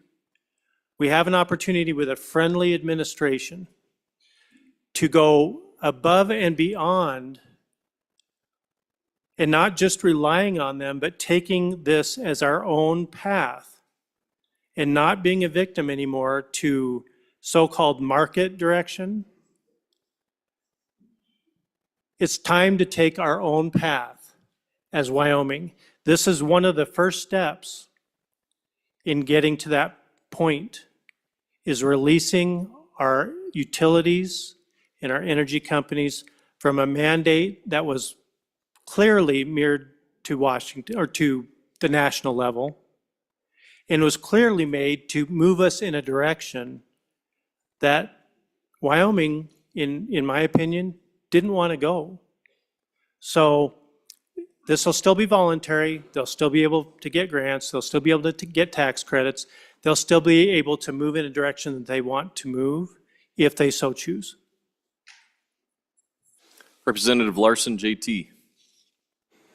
Thank you, Mr. Chairman, and thank you to the good bringer for explaining some more of his position. I just want to say that when House Bill 200 was brought, it wasn't brought with evil intentions. The state didn't want to close our coal-fired power plants or put any more pressure on the coal-fired industry. If we hadn't had done what we did at that time, this was to buy us time under an administration that was not friendly to coal, period. We had to show that we were at least attempting to embrace that change so that way we could buy us some time, in my opinion. And now that we have a new administration, yes, it's going to be a lot more friendly. I think there's some merit to pulling this away. I just don't want people in the public or the body to think that we did it with any ill intention, because that was not the case. We were trying to buy ourselves some time. And, you know, I think that we will see a positive future 4 years, and hopefully we can continue to develop and improve our fossil fuel and coal industry. But I just want to put that out there. Thanks. Representative Chestik. Thank you, Mr. Chairman. A question for the good bringer of the bill. The bill is essentially a repealer, as you suggested, but it doesn't quite repeal everything. From line 7 to line 16, it looks like you're saving from repeal the definitions of dispatchable and reliable. And in rough terms, I guess, looks like reliable means green energy and dispatchable means traditional sources of energy. My question is, why are you saving those definitions? What's the purpose of saving those definitions? I assume they're being used elsewhere in the statute, which is not in front of me here. So where else in the statute are those definitions being used, and why are we saving those two definitions from repeal? Chairman Knapp. One of the reasons we keep those definitions in is so that if the power company chooses to do this voluntarily, chooses to keep going with dispatchable and reliable, which dispatchable simply means that cheap dispatchable energy that is readily available to the grid. Reliable means that it does not fluctuate. Of course, we can ramp up that power, but certainly we're not subject to the sun shining and the wind blowing in those cases. So the energy companies can still show that they're moving towards a dispatchable, reliable energy source, or using a reliable, dispatchable energy source, and letting the PSC take that into determination when deciding rate cases. Representative Larson Lloyd.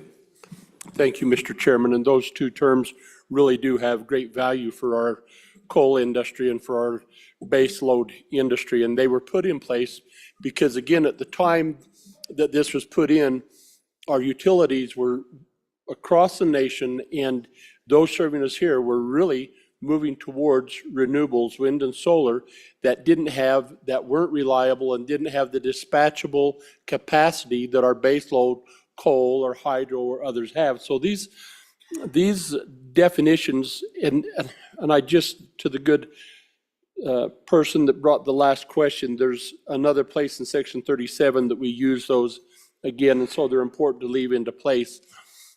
I appreciate that the bringer of the bill, I think the bill's fine to get rid of this.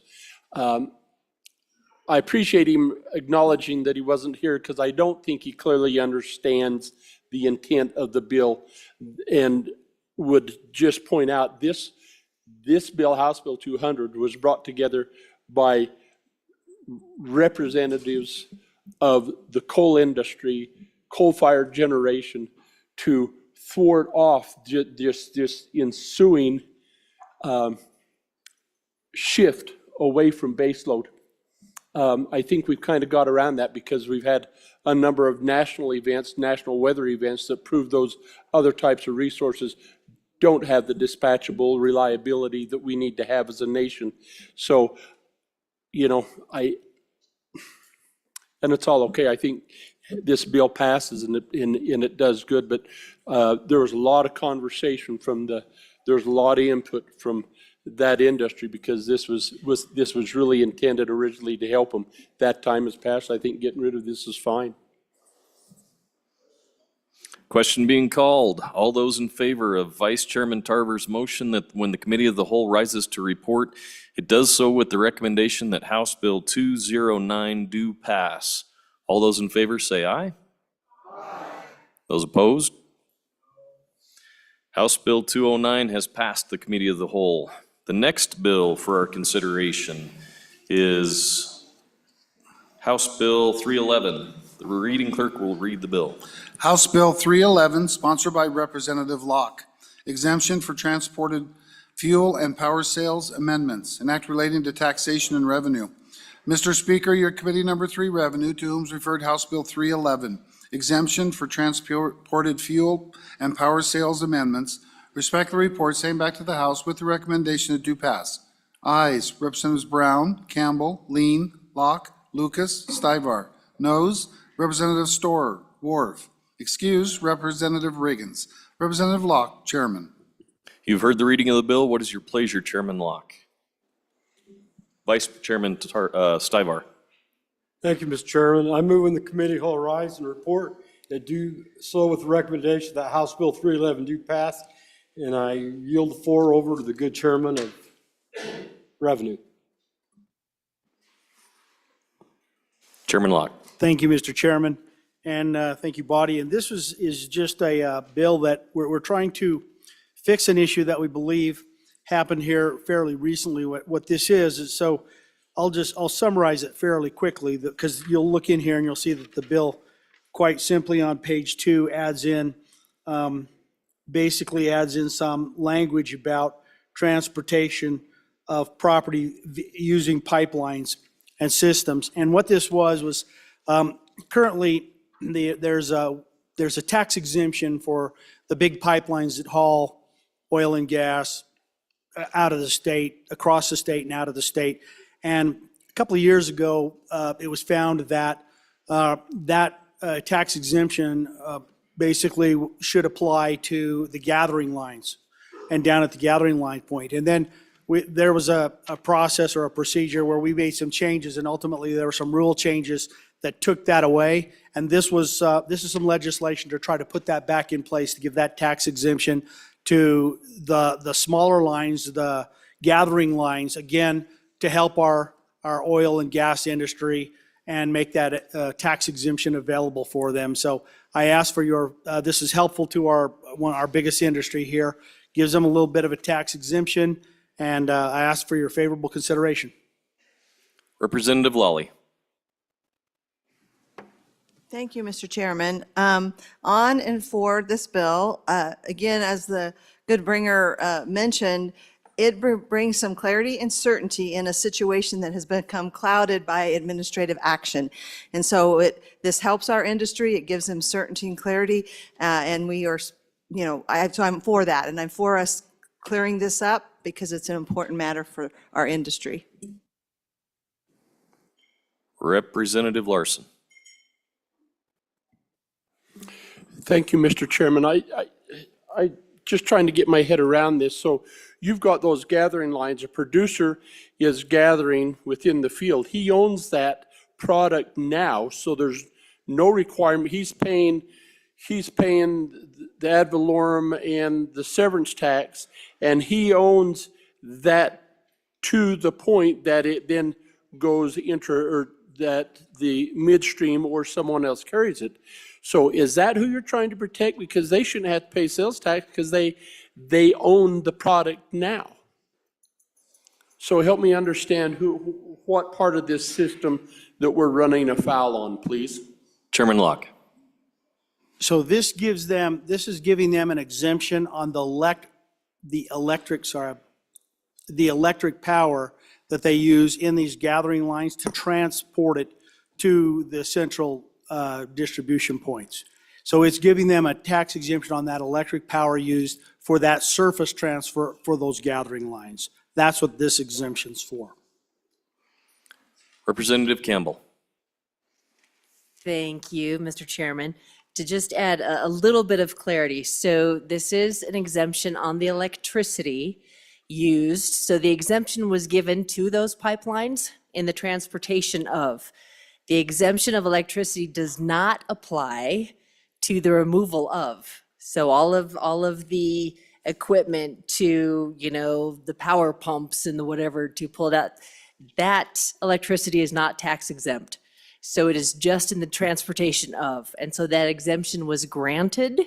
And then the department that oversees our revenue made a few rules that then pulled out those gathering lines.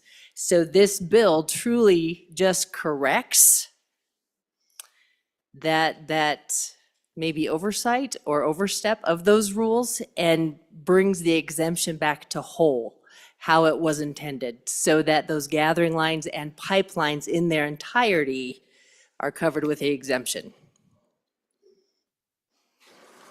Any further discussion? Question being called. All those in favor of Vice Chairman Stivar's motion that when the Committee of the Whole rises to report, it does so with the recommendation that House Bill 311 do pass. All those in favor say aye. Aye. Those opposed? House Bill 311 has passed the Committee of the Whole. The next bill for our consideration is House Bill 219. The reading clerk will read the bill. House Bill 219, sponsored by Representative Locke.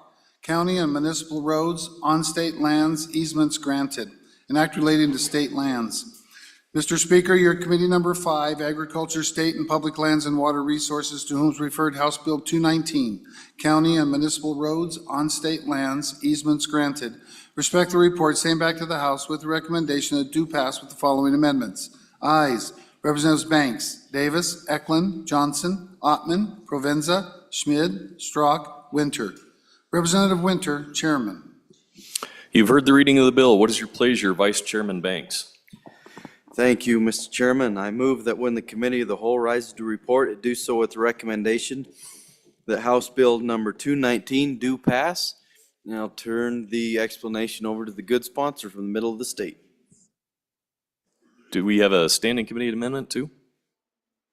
Thank you, Mr. Chairman. I further move the adoption of the standing committee amendment and turn the explanation of both to the good sponsor from the middle of the state when he's ready.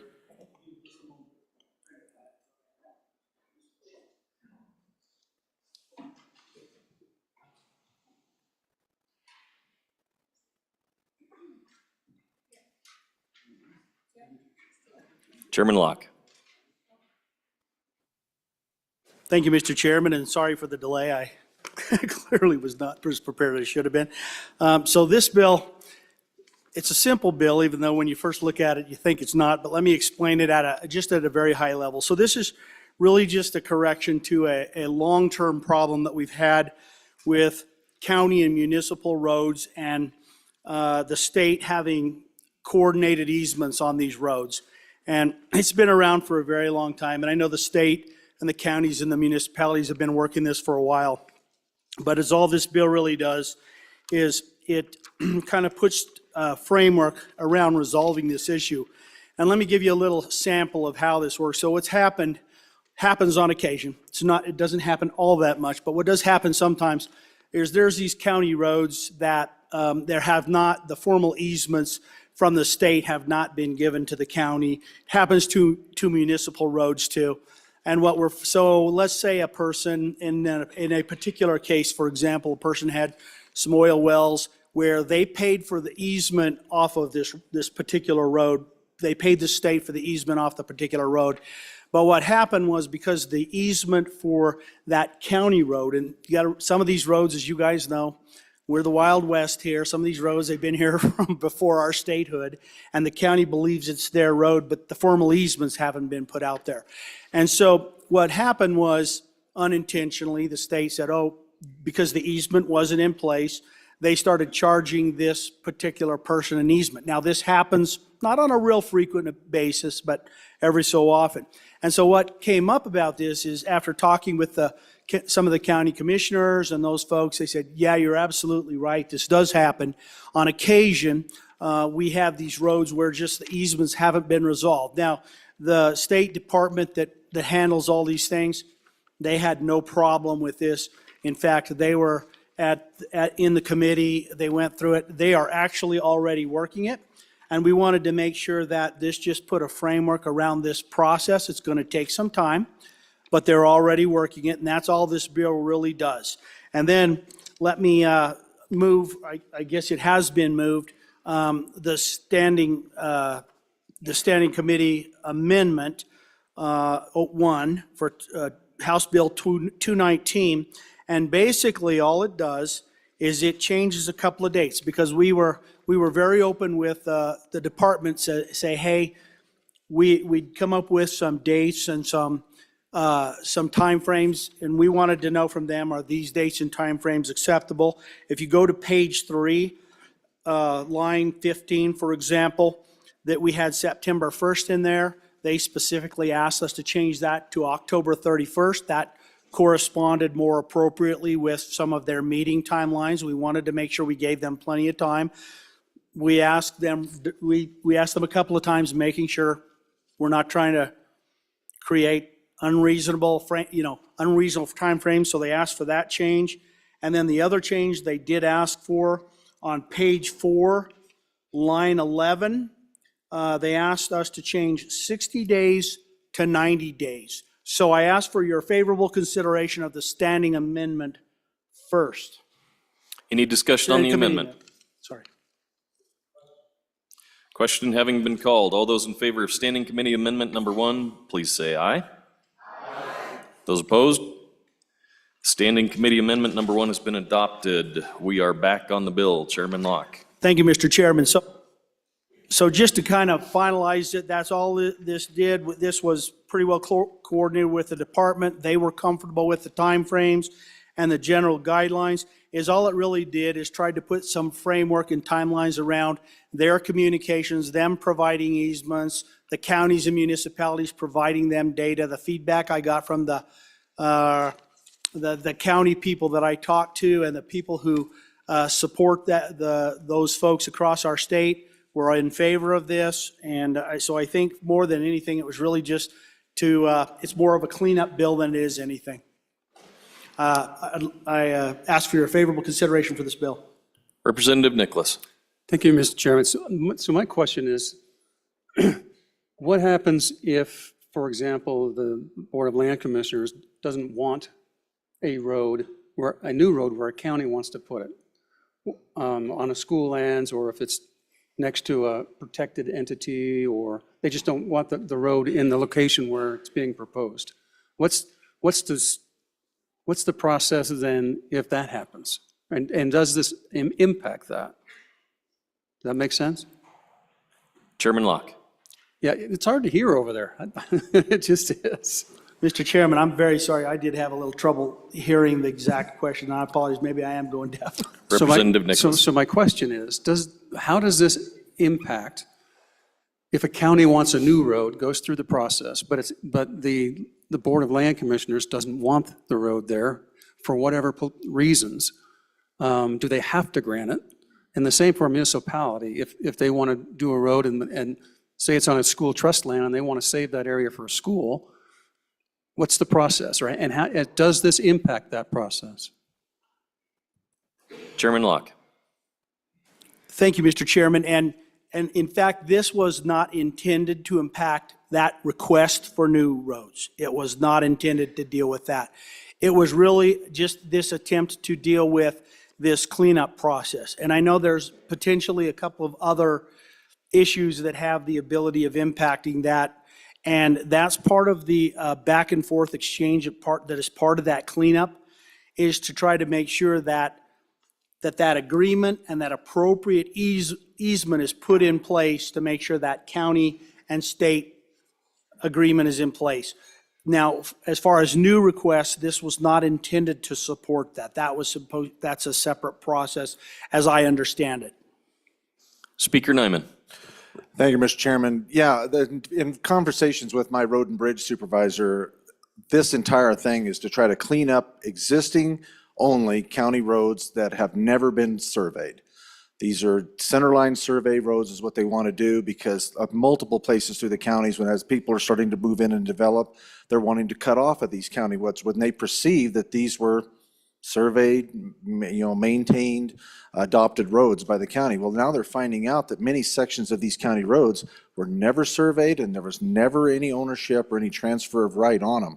So the big issue was that there was some impetus to maybe put some pressure on the counties to have to start paying for some of this and starting to apply and pay for these right-of-ways. Well, some of these roads, like they said, have been there and maintained for maybe 100 years. And so I appreciate this piece of legislation. This is going to be a major cost savings to our counties because they were going to be on the hook for this. And they said all they really wanted was just a centerline survey. Leave the roads where they're at. Let's not massage them. Let's not move them. Let's get them on the books so that we know that everybody that goes down these roads now will have access and the state is going to be taken care of. They'll have their right-of-ways. The county roads will then be truly public and those easements will be in place and it'll clean up a lot of mess. So on and for this. And to answer the good representative's question, no mention or no discussion about new. I mean, they'll have to go through the process. These are existing roads that need their easements completed and straightened out so that the roads are actually usable. So on and for the bill. Thank you. Representatives, I would appreciate if you move your discussions outside the body. Chairman Locke. Thank you, Mr. Chairman. I won't torture anybody anymore, but I did fail to mention the fiscal note. There's about a little less than $11,000 of the fiscal note in 2026 and 2027. I'm sorry, I did fail to mention that. So it's not a real expensive task, but it's an opportunity for us to clean up this issue. Question being called. All those in favor of Vice Chairman Banks' motion that when the Committee of the Whole rises to report, it does so with the recommendation that House Bill 219 do pass. All those in favor say aye. Those opposed?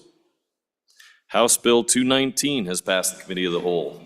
The next bill for our consideration is House Bill 234. The reading clerk will read the bill. House Bill 234, sponsored by Representative Allemand. Second Amendment, Financial Privacy Act amendments, an act relating to the protection of constitutional rights. Mr. Speaker, your Committee Number 1 Judiciary, to whom is referred House Bill 234, Second Amendment, Financial Privacy Act amendments, respect the report, same back to the House with the recommendation it do pass. Ayes, Representatives Brady, Bratton, Kelly, Lean, Singh, Washit, Webb. Noes, Representative Chestick. Excused, Representative Filer. Representative Washit, Chairman. You've heard the reading of the bill. What is your pleasure, Chairman Washit? Thank you, Mr. Chairman. I move that when Committee of the Whole rises to report, to do so with the recommendation that House Bill 234 do pass. And I turn over explanation of the bill to the good representative from the center of the state. Representative Lean. Thank you, Mr. Chairman. As the bringer of this bill is still recovering from an illness, I stand before you to present it today. 234 is Second Amendment Financial Privacy Act amendments. In this legislation, we find definitions, penalties, civil and criminal. It encompasses all firearm pieces, powder, accessories, shells, casings, concealed carry accessories, firearms themselves. It defines what a merchant and a payment card is. It says that no code should be to define a firearm, its accessories, or any of the things listed therein. Shall have a different code, something different than sporting goods. It does not inhibit any information gathering for FFL3 dealers, comply with the U.S. codes that they need to comply with. And the banker who testified in committee said that the using of the codes is optionals within the banking system. Therefore, I ask for a favorable consideration and I'm open to any questions. Any discussion? Question being called. All those in favor of Chairman Washett's motion that when the Committee of the Whole rises to report, it does so with the recommendation that House Bill 234 do pass. All those in favor say aye.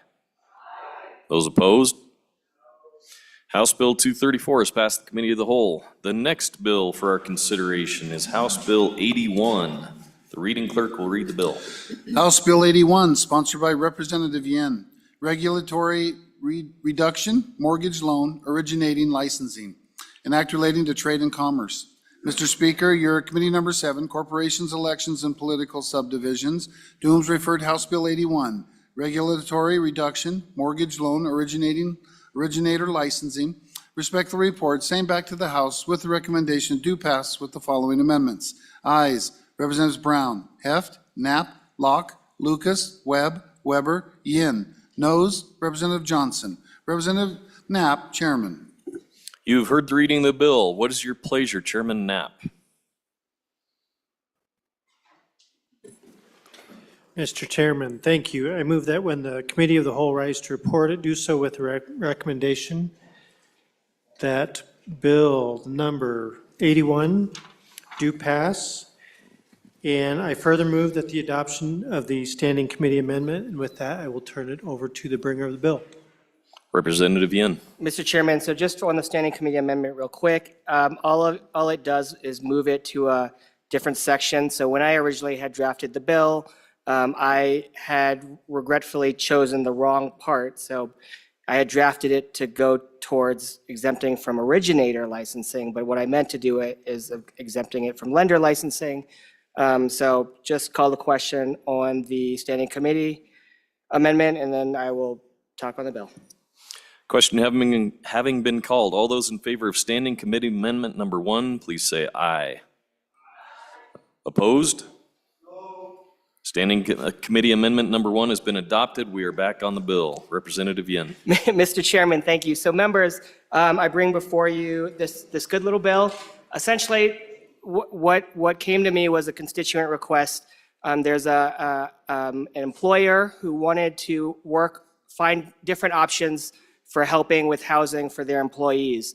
And one of the options that they thought of was, what if we could lend them a mortgage to help them acquire housing. So for employers, they really wanted to make sure that their employees had stable housing, that they were no longer being renters, so they weren't at risk of being kicked out of the valley. This is one of the options that was presented to me by the constituents, and so I bring it before you. The bill basically makes it so any entity could offer up to 5 mortgages a year, and the lender, so in testimony in committee, the lender would still have to follow all applicable federal laws. It just exempts them from state licensing. And with that, I ask for your favorable consideration. Any discussion? Question being called. All those in favor of Chairman Knapp's motion that when the Committee of the Whole rises to report, it does so with the recommendation that House Bill 81 do pass. All those in favor say aye. Aye. Those opposed? House Bill 81 has passed the Committee of the Whole. Mr. Majority Floor Leader. Thank you, Mr. Chairman. I move that the Committee of the Whole rise and report.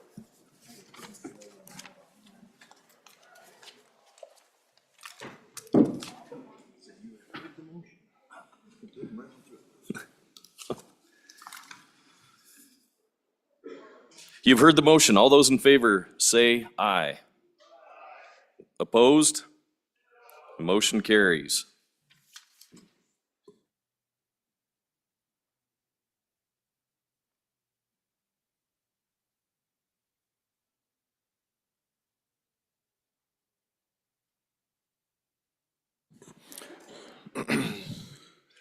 Reading clerk, please. Mr. Speaker, your Committee of the Whole, having had under consideration bills on general file, begs leave to report as follows. House Bill 211, do pass amended.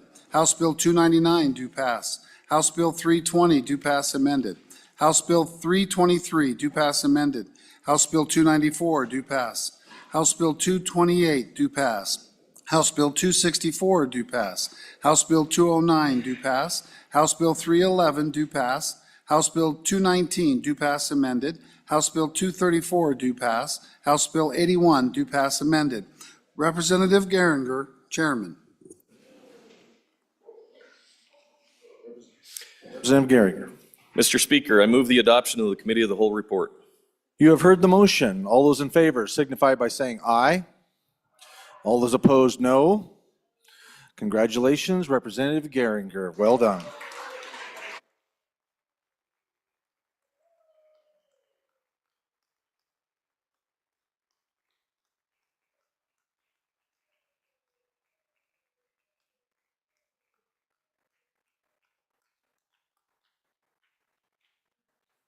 Reports from standing committees.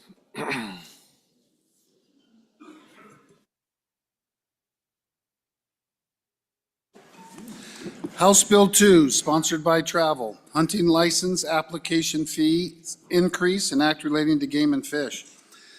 Mr. Speaker, your committee number 6, Travel, Recreation, Wildlife, and Cultural Resources, to whom is referred House Bill 2, hunting license application fees increase. Respectfully report same back to the House with the recommendation that do pass with the following amendments. Ayes, Representatives Campbell, Connolly, Harshman, Jarvis, Provenza, Storer, Thayer, Wharf. Noes, Representative Byron. Representative Byron, Chairman. House Bill 90, sponsored by Representative Davis. Anthrax Outbreak Protocol, an act relating to agriculture, livestock, and other animals. Mr. Speaker, your committee number 5, Agriculture, State and Public Lands and Water Resources, to whom is referred House Bill 90, Anthrax Outbreak Protocol. Respect the report, same back to the House with the recommendation that do pass. Ayes, Representatives Davis, Eklund, Johnson, Ottman, Schmid, Winter. Noes, Representatives Banks, Provenza, Strzok. Representative Winter, Chairman. House Bill 106, sponsored by Representative Harshman, Monument to America, an act relating to the administration of government. Mr. Speaker, your committee number 6, Travel, Recreation, Wildlife, and Cultural Resources, to whom was referred House Bill 106, Monument to America. Respectfully report, same back to the House with the recommendation that do pass with the following amendments. Ayes, Representatives Byron, Campbell, Connolly, Harshman, Jarvis, Provenza, Storer, Thayer. Noes, Representative Wharf. Representative Byron, Chairman. House Bill 107, sponsored by Representative Harshman, Wyoming Generational Investment Account, an act relating to the investment of state funds. Mr. Speaker, your committee number 6, Travel, Recreation, Wildlife, and Cultural Resources, to whom was referred House Bill 107, Wyoming Generational Investment Account. Respectfully report, same back to the House with the recommendation that do pass. Ayes, Representatives Byron, Campbell, Connolly, Harshman, Jarvis, Provenza, Storer, Thayer, Wharf. Representative Byron, Chairman. House Bill 110, sponsored by Representative Davis, trapping licenses, non-resident reciprocal licenses, an act relating to game and fish. Mr. Speaker, your committee number 6, Travel, Recreation, Wildlife, and Cultural Resources, to whom was referred House Bill 110, trapping licenses, non-resident reciprocal license. Respectfully report, same back to the House with the recommendation do pass with the following amendments. Ayes, Representatives Byron, Campbell, Connolly, Harshman, Jarvis, Wharf. Noes, Representatives Provenza, Storer, Thayer. Representative Byron, Chairman. House Bill 117, sponsored by Water, Omnibus Water Bill Construction, an act relating to water development projects. Mr. Speaker, your committee number 5, Agriculture, State and Public Lands and Water Resources, to whom is referred House Bill 117, Omnibus Water Bill Construction. Respectfully report, same back to the House with the recommendation do pass with the following amendments. Ayes, Representatives Banks, Davis, Eklund, Johnson, Ottman, Provenza, Schmid, Strzok, Winter. Representative Winter, Chairman. This bill was re-referred to Committee Number 2, Appropriations.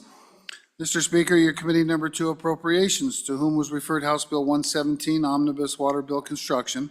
Respectfully report, same back to the House with the recommendation that do pass. Ayes, Representatives Alamand, Angelos, Bear, Haroldson, Pendergraft, Sherwood, Smith. Representative Bear, Chairman. House Bill 130, sponsored by Representative Heiner.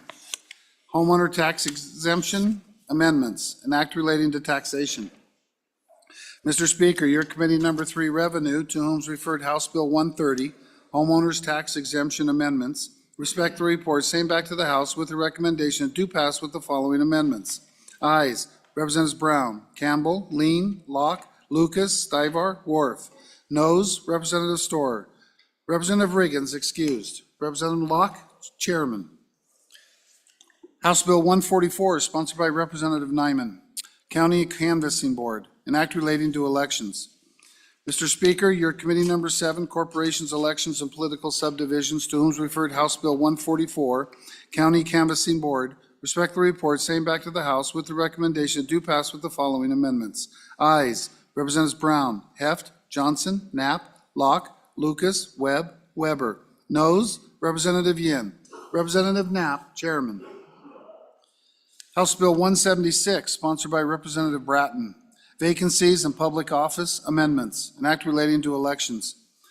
Mr. Speaker, your committee number 2, Appropriations, to whom is referred House Bill 176, Vacancies in Public Office Amendments. Respect the report, same back to the House with the recommendation that do pass with the following amendments. Ayes, Representatives Alaman, Angelos, Bear, Haroldson, Pendergraft, Smith. Noes, Representative Sherwood. Representative Bear, Chairman. House Bill 251, sponsored by Representative Nyman. Trespass by drone, an act relating to crimes and offenses. Mr. Speaker, your committee number 5, Agriculture, State, and Public Lands and Water Resources, to whom is referred House Bill 251, Trespass by drone. Respect the report, same back to the House with the recommendation to do pass. Ayes, Representatives Banks, Eklund, Johnson, Ottman, Strzok, Winter. Noes, Representatives Davis, Provenza, Schmid. Representative Winter, Chairman. House Bill 263, sponsored by Representative Harshman. Local Water System Funding, an act relating to the administration of government. Mr. Speaker, your committee number 8, Transportation, Highways, and Military Affairs, to whom is referred House Bill 263, Local Water System Funding. Respect the report, same back to the House with the recommendation that do pass. Ayes, Representatives Banks, Brown, Geringer, Larson, McCann, Nicholas, Posey, Tarver, Wiley. Representative Brown, Chairman. House Bill 304 is sponsored by Representative Eklund. State lands, hunting and fishing on cultivated cropland, an act relating to state lands. Mr. Speaker, your committee number 5, Agriculture, State and Public Lands and Water Resources, to whom is referred House Bill 304, State lands, hunting and fishing on cultivated cropland.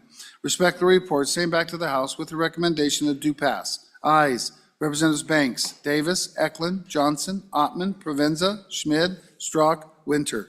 Representative Winter, Chairman. House Bill 328, sponsored by Representative Locke. Residential Real Property Taxable Value 2, an act relating to taxation and revenue. Mr. Speaker, your committee number 3, Revenue, to whom is referred House Bill 328, Residential Real Property Taxable Value 2. Respect the report, same back to the House with the recommendation do pass with the following amendments. Ayes, Representatives Brown, Campbell, Lean, Locke, Lucas, Stivar, Wharf. Noes, Representative Storer. Representative Riggins excused. Representative Locke, Chairman. House Bill 341, sponsored by Representative Larson Lloyd. Summer Nutrition Assistance for Children, an act relating to public assistance and social services. Mr. Speaker, your committee number 8, Transportation, Highways, and Military Affairs, to whom is referred House Bill 341, Summer Nutrition Assistance for Children. Respect the report, same back to the House with the recommendation that do pass with the following amendments. Ayes, Representatives Banks, Brown, Geringer, Larson, McCann, Nicholas, Posey, Tarver, Wiley. Representative Brown, Chairman. Senate File 69, sponsored by Revenue. Homeowner Property Tax Exemption, an act relating to taxation. Mr. Speaker, your committee number 2, Appropriations, to whom is referred Senate File 69 engrossed. Homeowner Property Tax Exemption. Respect the report, same back to the House with the recommendation that do pass. Ayes, Representatives Alaman, Angelos, Bear, Haroldson, Pendergraft, Smith. Noes, Representative Sherwood. Representative Bear, Chairman. Thank you, Reading Clerk. Okay. Messages from the Senate. Message referrals. Oh, here's one. Referrals. Yes, we do have actually 3 referrals, re-referrals. Re-referrals. Representative Brown. Seeing no Representative Brown. Representative Locke, re-referrals. House Revenue to Committee number 2. Okay, we'll try another one. Representative Byron.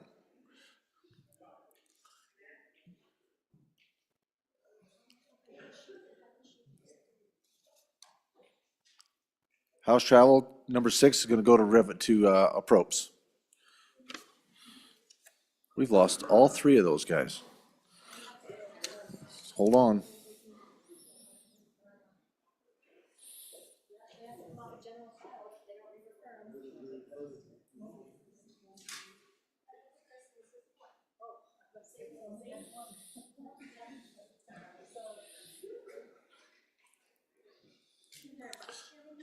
Is vice chairs. I need chairman of TRW, the chairman of revenue, and the chairman of, well, actually, transportation. Huh? We're trying to send him to you. He's ready to catch him. Okay, we've got the revenue chair feverishly digging. Mr. Speaker. Here, Representative Locke, come on up. You can just take that then. Yeah. Oh, you're right. Representative Byron. Yep, it needs to be sent to approps. Representative Locke, please. Thank you, Mr. Speaker, and sorry, everyone. Your number 3 committee, Revenue, House Revenue Committee, will re-refer House Bill 130 to Committee number 2 Appropriations. Committee number 2 Appropriations. Go find yourself a mic right there, microphone right there in front of you. Thank you, Representative. Representative Harshman. Mr. Speaker, I'd like to re-refer House Bill 106 from Committee number 6 to Committee number 2. Thank you, Representative. Representative Vice Chairman Tarver, Transportation. Mr. Speaker, I'd like to re-referral from Transportation, House Bill 341 to Committee number 2. Thank you. Well, they have that paper. Yep, 8-2. There you go. Yes, ma'am.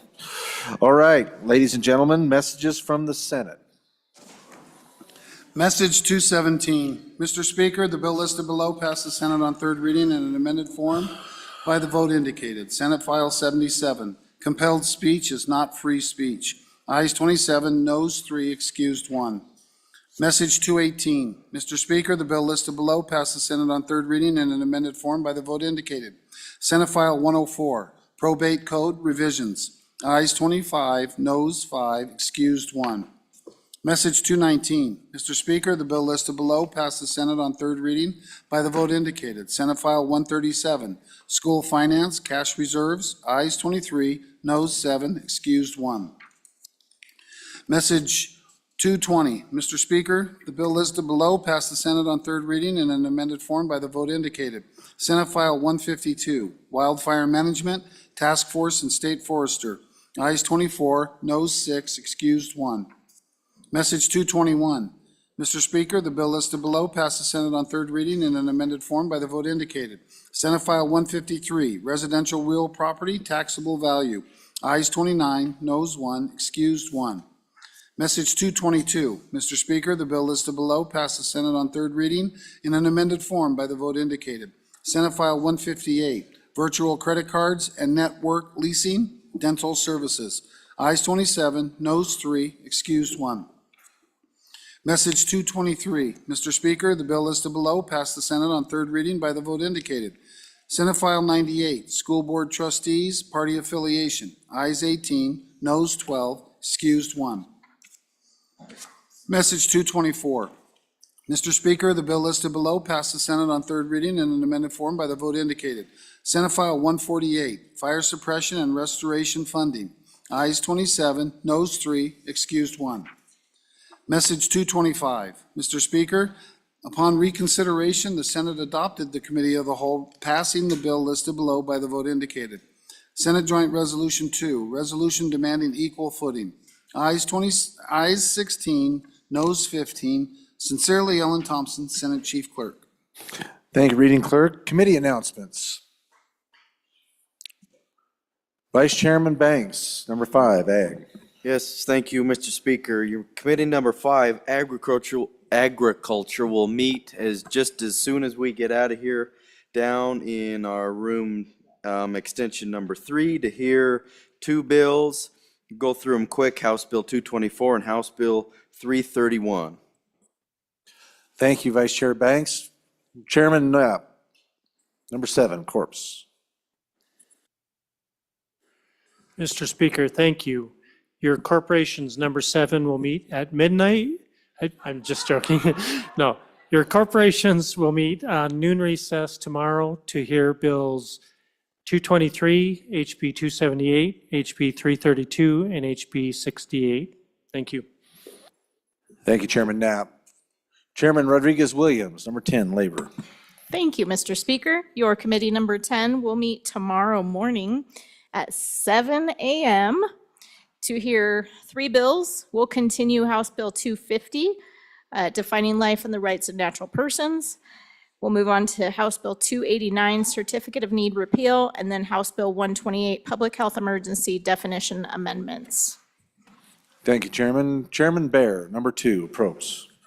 Thank you, Mr. Speaker. Your committee number 2 appropriations will meet tomorrow at noon recess in Capitol Room E301 and online to discuss, or continue discussing House Bill 190, Bond Election Language Process, begin House Bill 140, Continuity of Permitting Act, House Bill 336, Waiver of Parental Rights, Financial Responsibility, House Bill 337, Prohibiting Foreign Funding of Ballot Measures, and 3 re-referrals for 7 bills during lunchtime. Thank you, Probst. Vice Chairman Lawley. Thank you, Mr. Education. Speaker. Yep, your committee number 4, Education, will meet tomorrow, Friday, February 7th, upon noon recess in the Capitol Extension Room E003 and online. And we will be finishing up House Bill 120, Administrative Procedure, Jury Trials for Penalties. We've closed public testimony on that bill, but we'll be working the bill as a committee. And thank you. Thank you, Vice Chair Lawley. Chairman Washut, number 1, Judiciary. Thank you, Mr. Speaker. Your committee number 1 will meet at 7:30 in the morning in our usual room, E001. We will address House Bill 111, Hit and Run Responsibility and Penalties, House Bill 194, Obscenity Amendments. Public testimony is closed on that bill. We'll simply be working it as a committee. And House Bill 260, Criminal Accountability Grant Program, if time permits. Thank you, Chairman Washut. Any other announcements? Seeing none, I believe that clears the deck. Chief Clerk says, so good majority floor leader, please. Mr. Speaker, I move that the House adjourn until 9 a.m. on Friday, February 7th. Friday, February 7th, 9 a.m. We have a big day. You've seen all the amendments we have, and everyone wants to get home for the weekend. You have heard the motion. All those in favor, the House adjourned, say aye. All those opposed, no. The motion has been adopted. We will see you back here tomorrow morning, 9 a.m. for the 19th day of session, February the 7th, 2025. House stands in adjournment.